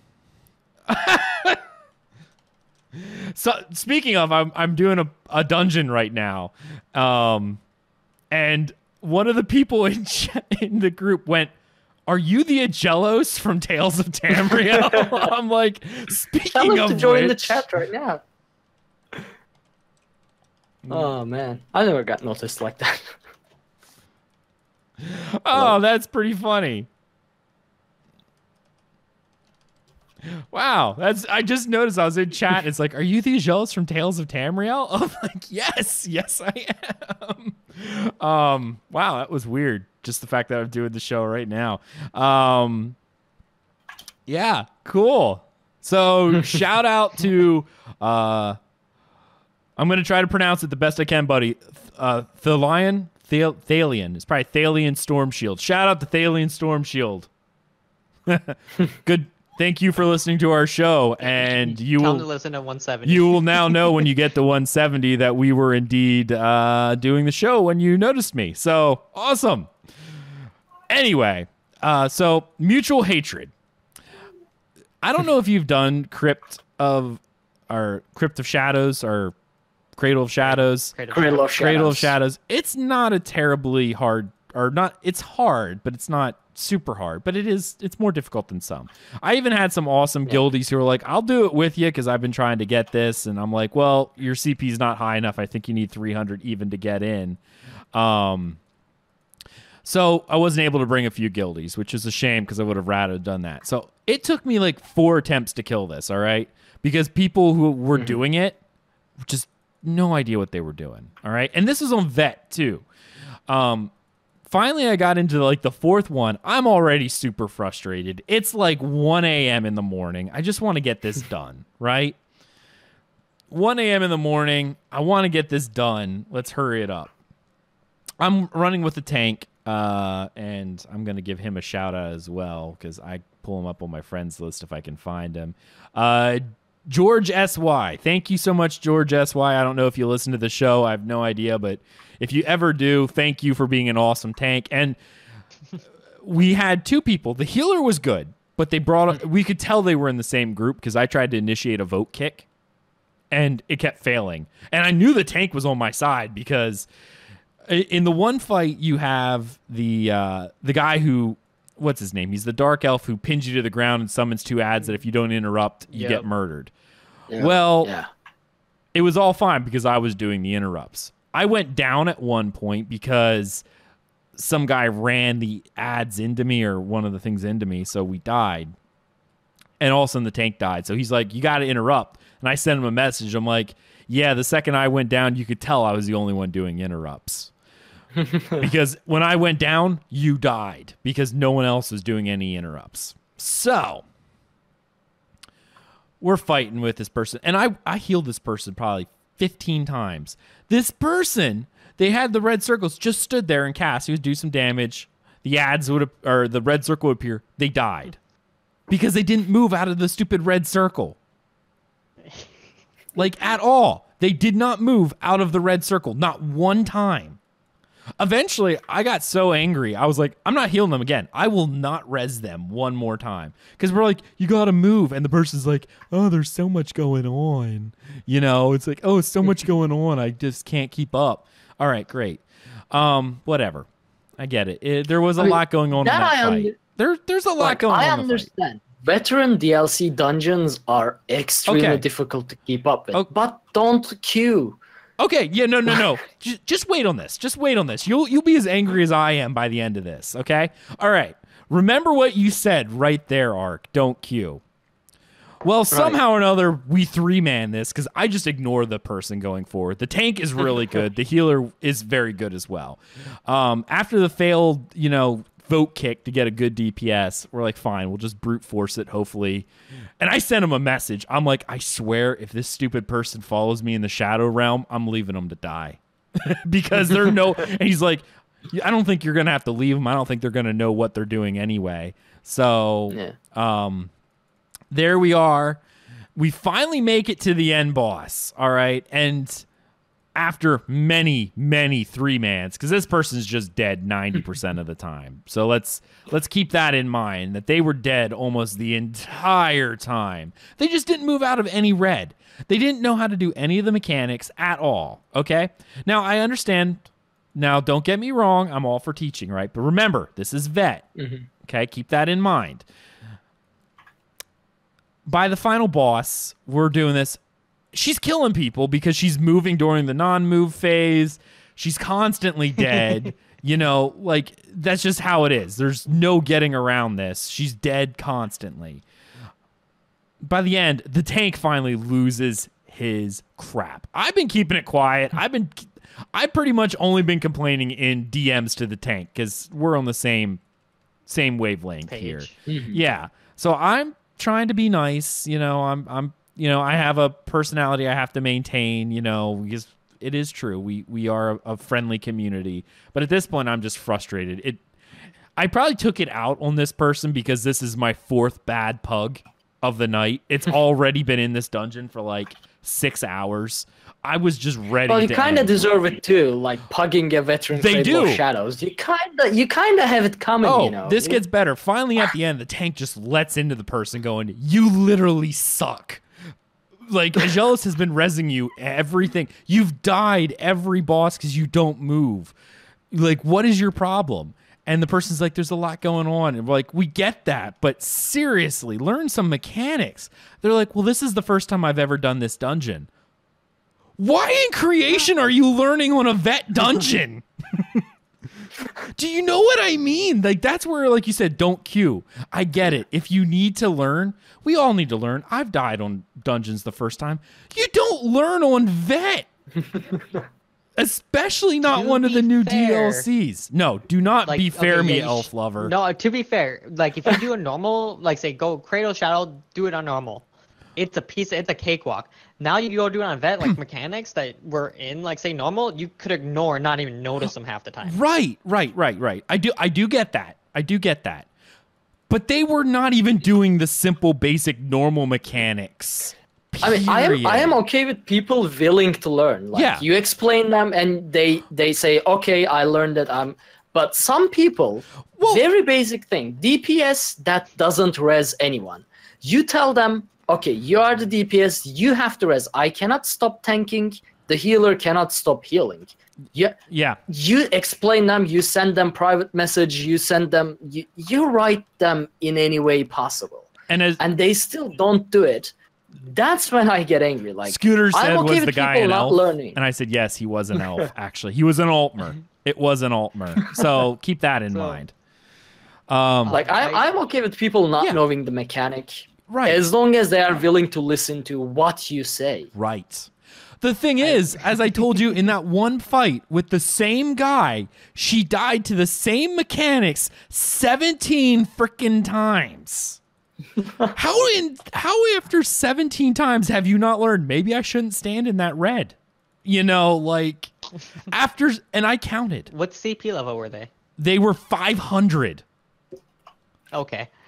It's not like they were a new player either. They were 500 CP. So I did. I mean, again, at that point, I would just suspect that they are trolling. Even the tank was like, dude, I've been gone for a while, but how does someone get 500 CP and not know how to play I almost cursed there. The game. That's how angry I am thinking about this now. Like, seriously. He's like, what in the world? What kind of players do we have in this game now? But they eventually left. They were like, fine, we'll leave. Yeah. And we got someone who actually finished it with us. But I was like, I'm sorry. I get some people are casuals, and I get that. I really do. Yeah. And I'm fine with that.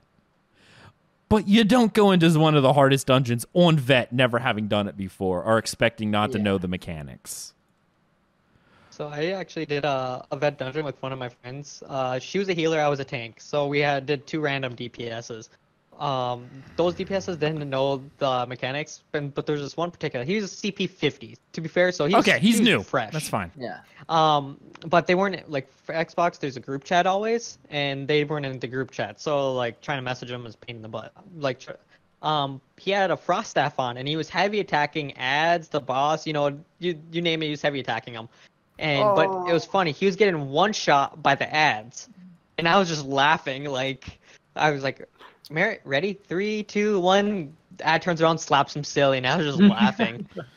I mean, if I wasn't already in the dungeon for like 6 hours, and again, this person probably wouldn't even have registered on my radar had it not been my 4th attempt at this dungeon with terrible pugs. Yeah, but again, I'm gonna say it again. You are you don't pug veteran DLC dungeons. Nope. You don't do it, Ag. If Why you do can't you do do it that? solo, to you don't yourself? Well, because at that time of Yeah. night, no one was in guild, and the people who were in guild weren't high enough CP to go in anyway. Just don't do it at that point. Why would you torture yourself like that? I don't know. I really wanted the helm, which, by the way, I didn't get anyway. I did get a medium one, though, in pen. Are So you trying to get a heavy? I was trying to get a heavy helm, yeah. But I got a medium helm in pen, so I'll keep it because of whatever. And I see Bobby Doe in chat. Yes, I am running a two-handed PvE build. Right now, it's not optimal, but it's going to be Velendreth, Reliquin, and Berserking Warrior. Works pretty well for me, especially with the new two-handed buff. It did really, really I'm so good. excited for that. Yeah, no, that's pretty sick alone. Just now that I can. Well, I guess I used all master weapons because it. Yeah. No, now you won't have to. You can do whatever you want going forward. So, and it's nice not having to. You could do the 5.5.2 setup that everyone else does now, which is pretty sick. Anyway, that's pretty much all the tales I'm gonna do for. But I had to talk about this because I get it. I'm new on certain things. Like I get that, right? There's no shame not knowing mechanics and whatnot. There is shame, however, if you're doing a vet dungeon for the first time, never even doing normal, and not even trying to learn mechanics. Yeah. Before that, did they mention like, "Hey, I don't know these mechanics"? No, they didn't. They didn't say anything until we called them out, going, "Why are you so bad?" Oh yeah, if someone says at the beginning of the dungeon, okay, this is the first time I'm doing this, yeah, I'm gonna put through anything for that person. It's fine. If the dungeon, as long as I have time, yeah, no. As long as I have time, I'll stay in that dungeon. Nope, it was not until as long as they mentioned that at the first. Yep, it wasn't until we were like, "Dude, why are you so terrible at this game?" And they didn't even tell us right then. They were like, "Oh, there's so much going on." They only after finally being berated by the tank for like 20 minutes did they finally went, "This is my first time in here. I've never done this dungeon before." And that point, then the tank literally lost all their crap, going, "Why are you doing it on vets?" I'm glad the tank was with me. He said what I wanted to say, but I didn't.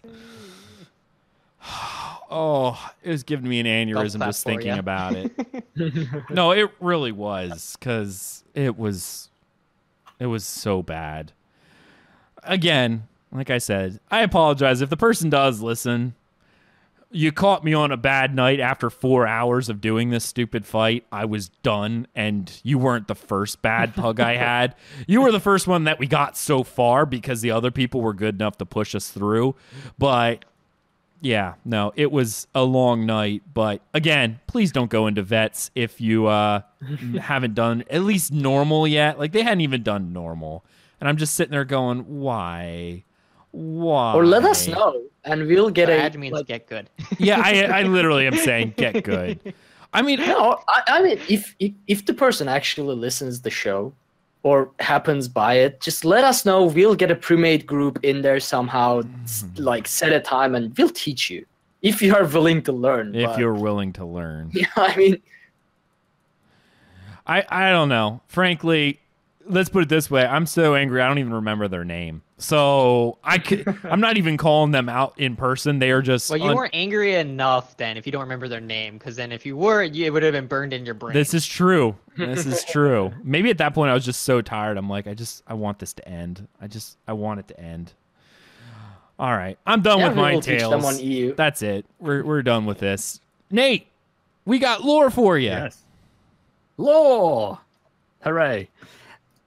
Do you want me to start? I do want you to start because I need to calm down from this anger. Yeah, it's quite some rage. It's not good for the heart. It absolutely isn't good for the heart. And you've had a lot of rage because you were raging about someone not obeying mechanics a couple of weeks ago in a dungeon, who was just running into the fight. I think it was you, or was it? Might have been Ark. One of you was complaining about people in dungeons. It was probably me again. Yeah. I fully accept it was probably me.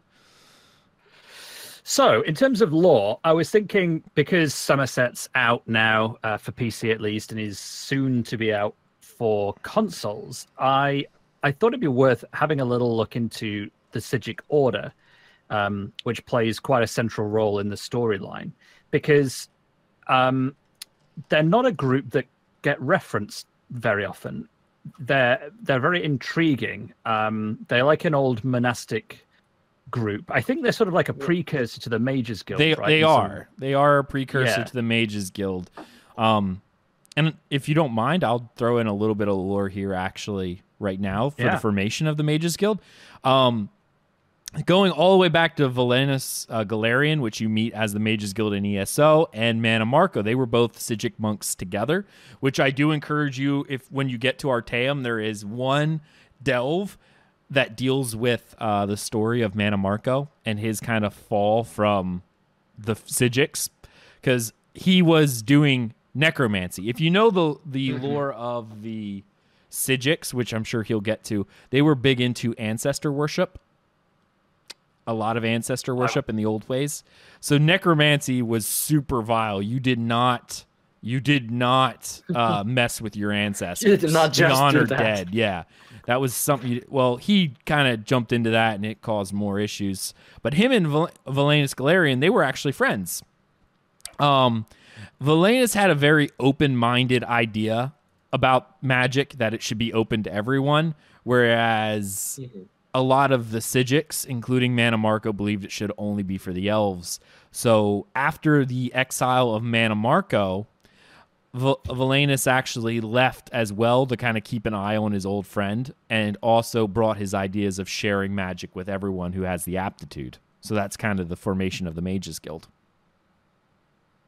And you're right. I was going to mention the old ways and Psijics. I mean, if you remember, we met a member of the Order, the Psijic Order, in Skyrim, a guy called Arkhaniir, who was an Altmer sorcerer. You see him in the College of Winterhold questline. He's the guy that freezes time and confuses and perplexes Ancano in order to talk to the Dragonborn. And he was from Arteaum.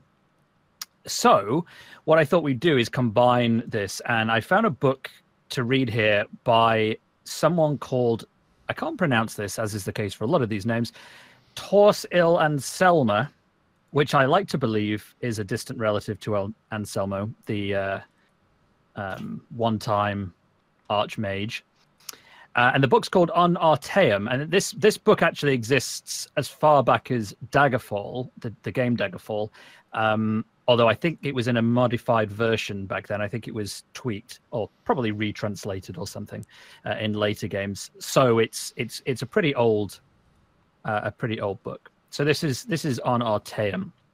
The Isle of Arteaum is the third largest island in the Somerset archipelago, located south of the Moridunon village of Portanza and west of the mainland village of Runcibe. I've decided that's how it's pronounced. It's best known for being the home to the Psijic Order, perhaps the oldest monastic group in Tamriel. The earliest written record of the Psijics is from the 20th year of the First Era and tells the tale of the renowned Breton sage and author Vernet, traveling to the Isle of Arteaum to meet with Iakesis, the Right Master of the Psijics. Even then, the Psijics were the counselors of kings and proponents of the Elder Way taught to them by the original race that inhabited Tamriel. The Elder Way is a philosophy of meditation and study said to bind the forces of nature to the individual will. It differs from Magicka in origin, but the effects are much the same. That said, it is perhaps more than a coincidence that the Isle of Arteaum literally vanished from the shores of Somerset at the beginning of the Second Era, at about the time of the founding of the Mages Guild in Tamriel. Various historians and scholars have published theories about this, but perhaps none but Aggelos and his own could shed light on the matter. 500 years passed and Arteaum returned. The Psijics on the Isle consisted of persons, mostly elves, who had disappeared and were presumed dead in the Second Era. They could not or would not offer any explanation for Arteaum's whereabouts during that time, or the fate of Aggelos and the original Council of Arteaum. Currently, the Psijics are led by the Lawmaster Solaris, who has presided over the Council of Arteaum for the last 250 years. The Council's influence in Tamrielan politics is tidal. The kings of Somerset, particularly those of Moridunon, have often sought the Psijics' opinion. Emperor Uriel V was much influenced by the Council in the early, most glorious parts of his reign, before his disastrous attack on Aggelos. It has even been suggested that the fleet of King Orgnum of Payandir was destroyed by a joint effort of Emperor Antiochus and the Psijic Order. The last four emperors, Uriel VI, Morihatha, Pelagius IV, and Uriel VII, have been suspicious of the Psijics enough to refuse ambassadors from the Isle of Arteaum within the imperial city. The Isle of Arteaum is difficult to chart geographically. It's said that it shifts continuous either at random or by decree of the council. Visitors to the island are so rare as to be almost unheard of. Anyone desirous of a meeting with a Psijic may find contacts in Potenza and Rinzibe, as well as many of the kingdoms of Somerset.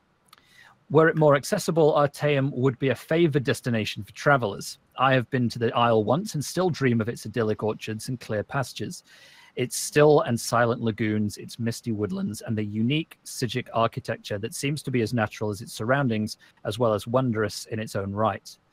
The Sapora Tower, in particular, I would study, for it is a relic from a civilization that predates the High Elves by several hundred years and is used in certain rites by the Psijics. Perhaps one day I might return. So that's the first book.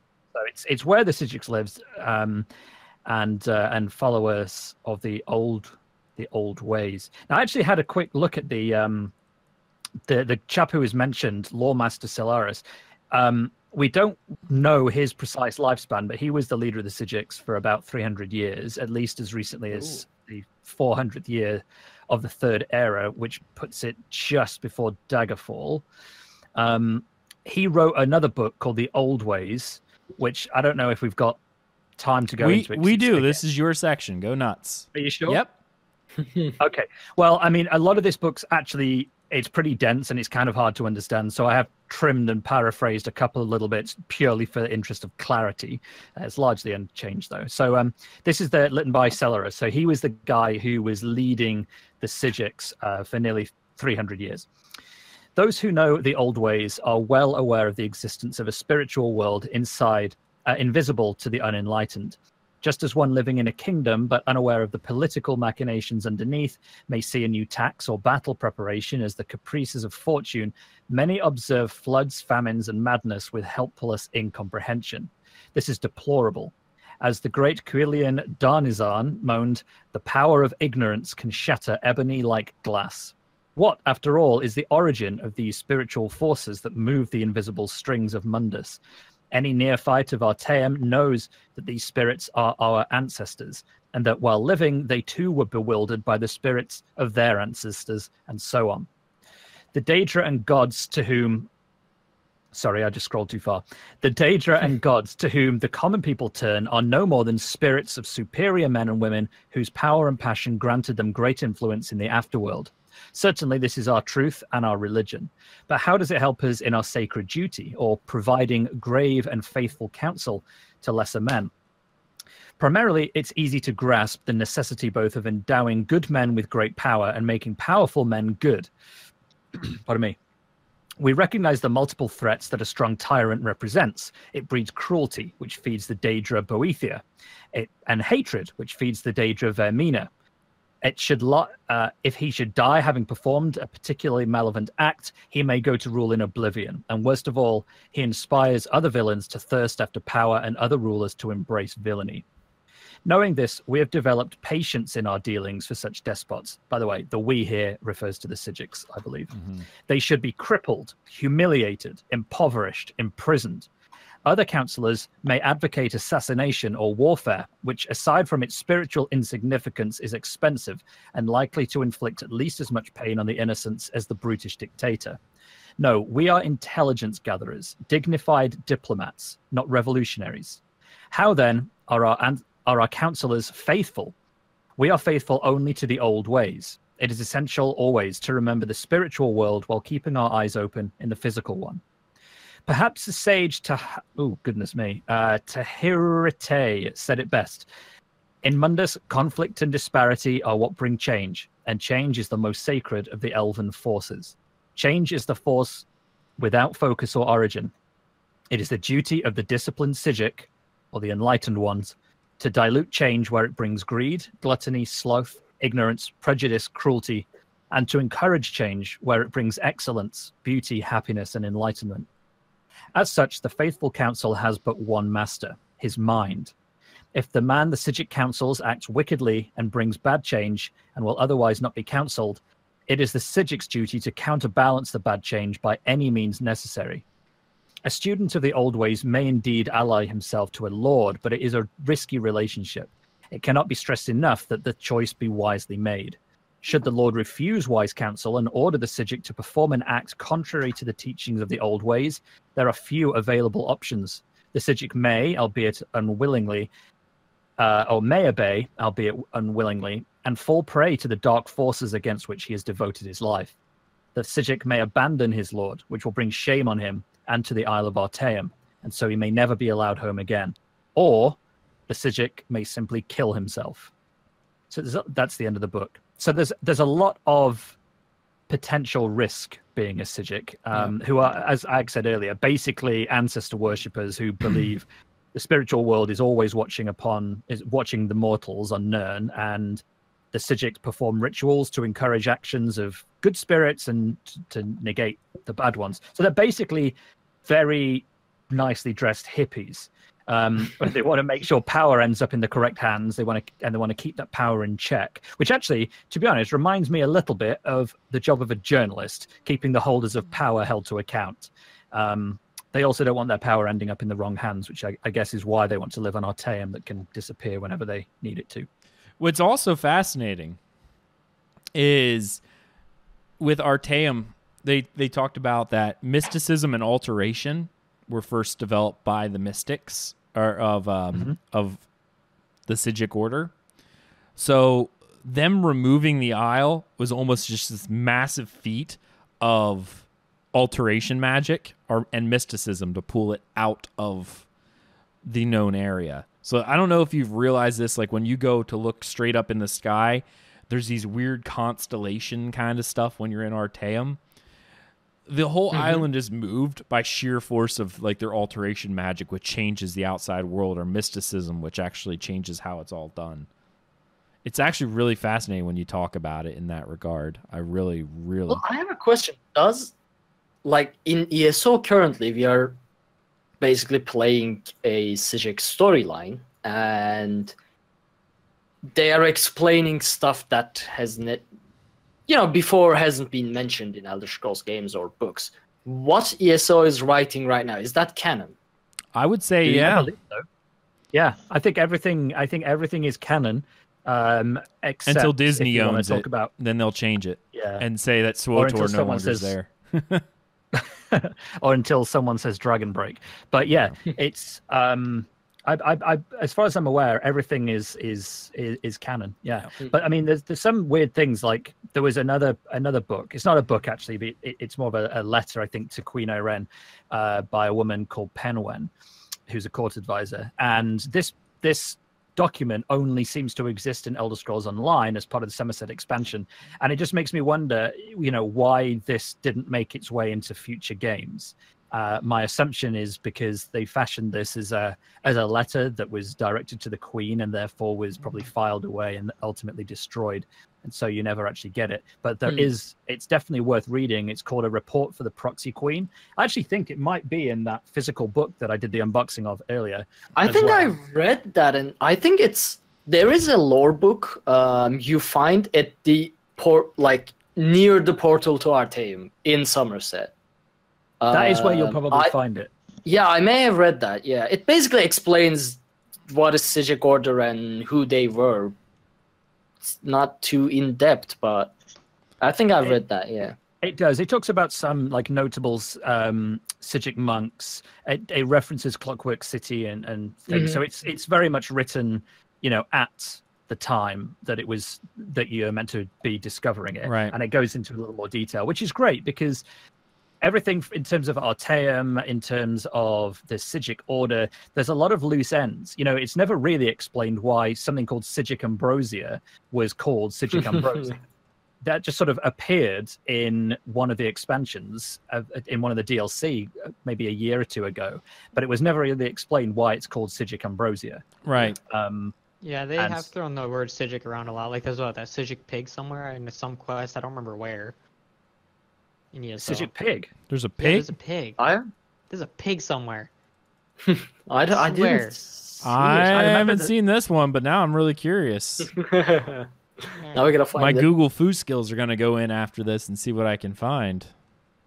I'm doing it right now. It makes sense in a way for something like that to be called Psijic Ambrosia because it deals with its power and experience. Well, and think about it like that. Let's talk about Psijics with their time mastery, Matt. What is it doing? It's increasing your experience rate. If you talked about that in real life, experience is done over time. What are they doing? They're essentially speeding up time and your ability to learn. So if you really wanted to nerd out about it, that's kind of like increased experience gain is literally nothing more than time compression for you learning skills or experience. Makes sense, yeah.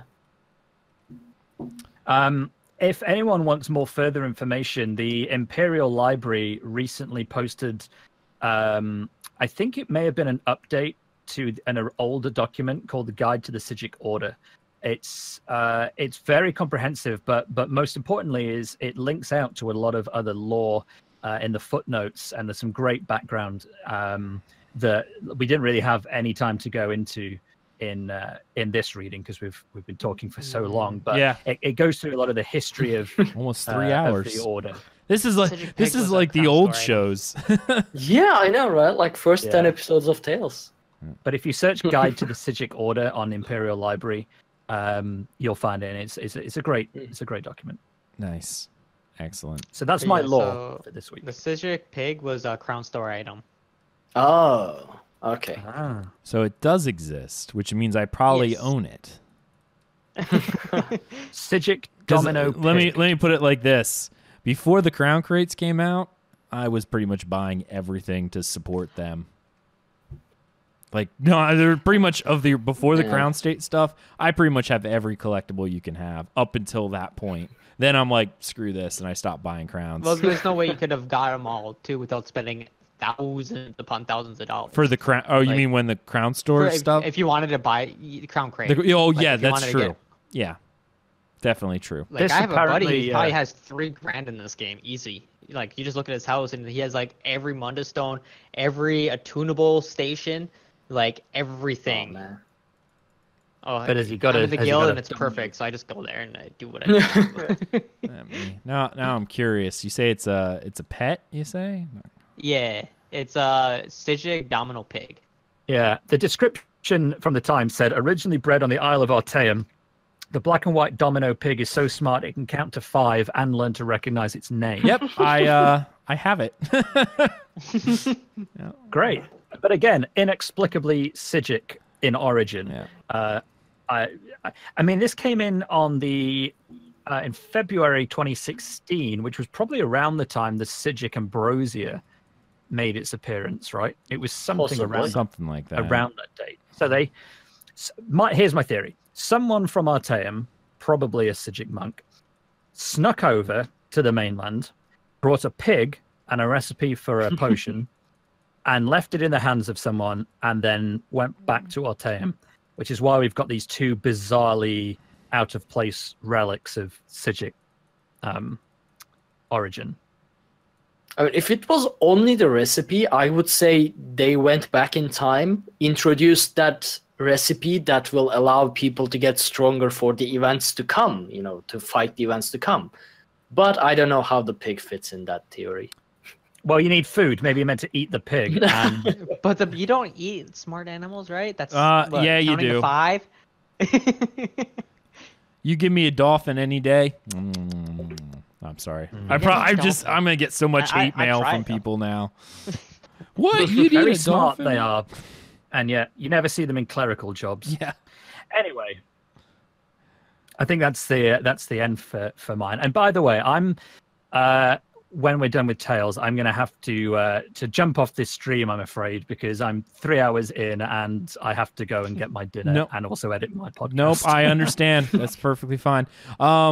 We are going to actually end the show here, honestly, because we have been going for a very long time. We will continue with our sermons as of next week. Thank you so much, Nate, for the lore, which is awesome. And we are going to be digging into the lore of Somerset once we're finished with the books. To be quite frank, I haven't really decided this yet, but I'm going to say it now. I'm thinking of changing some things around where lore book readings may not happen in their entirety any longer.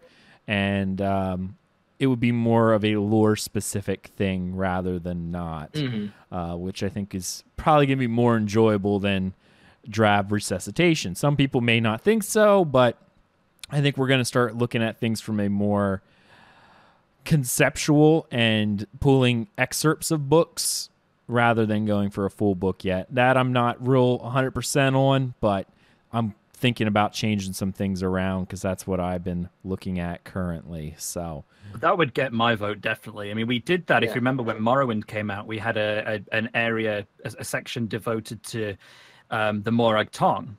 Yes. And that was less about have discussions with it. Yeah, exactly. Kind of like the snow elves, like we just did today. Yeah, well, that actually kind of broke into a giant lore thing too. We talked about timeline and the elves and how they're dirty, filthy, and it's glad Eskimor killed them. I don't know if we actually said that, but we should have. So, that was definitely something that I'm thinking we're probably going to end up doing going forward. It may not be every week. We may intersparse books with lore, but we're going to try to change some of that up a little bit. So keep that in mind.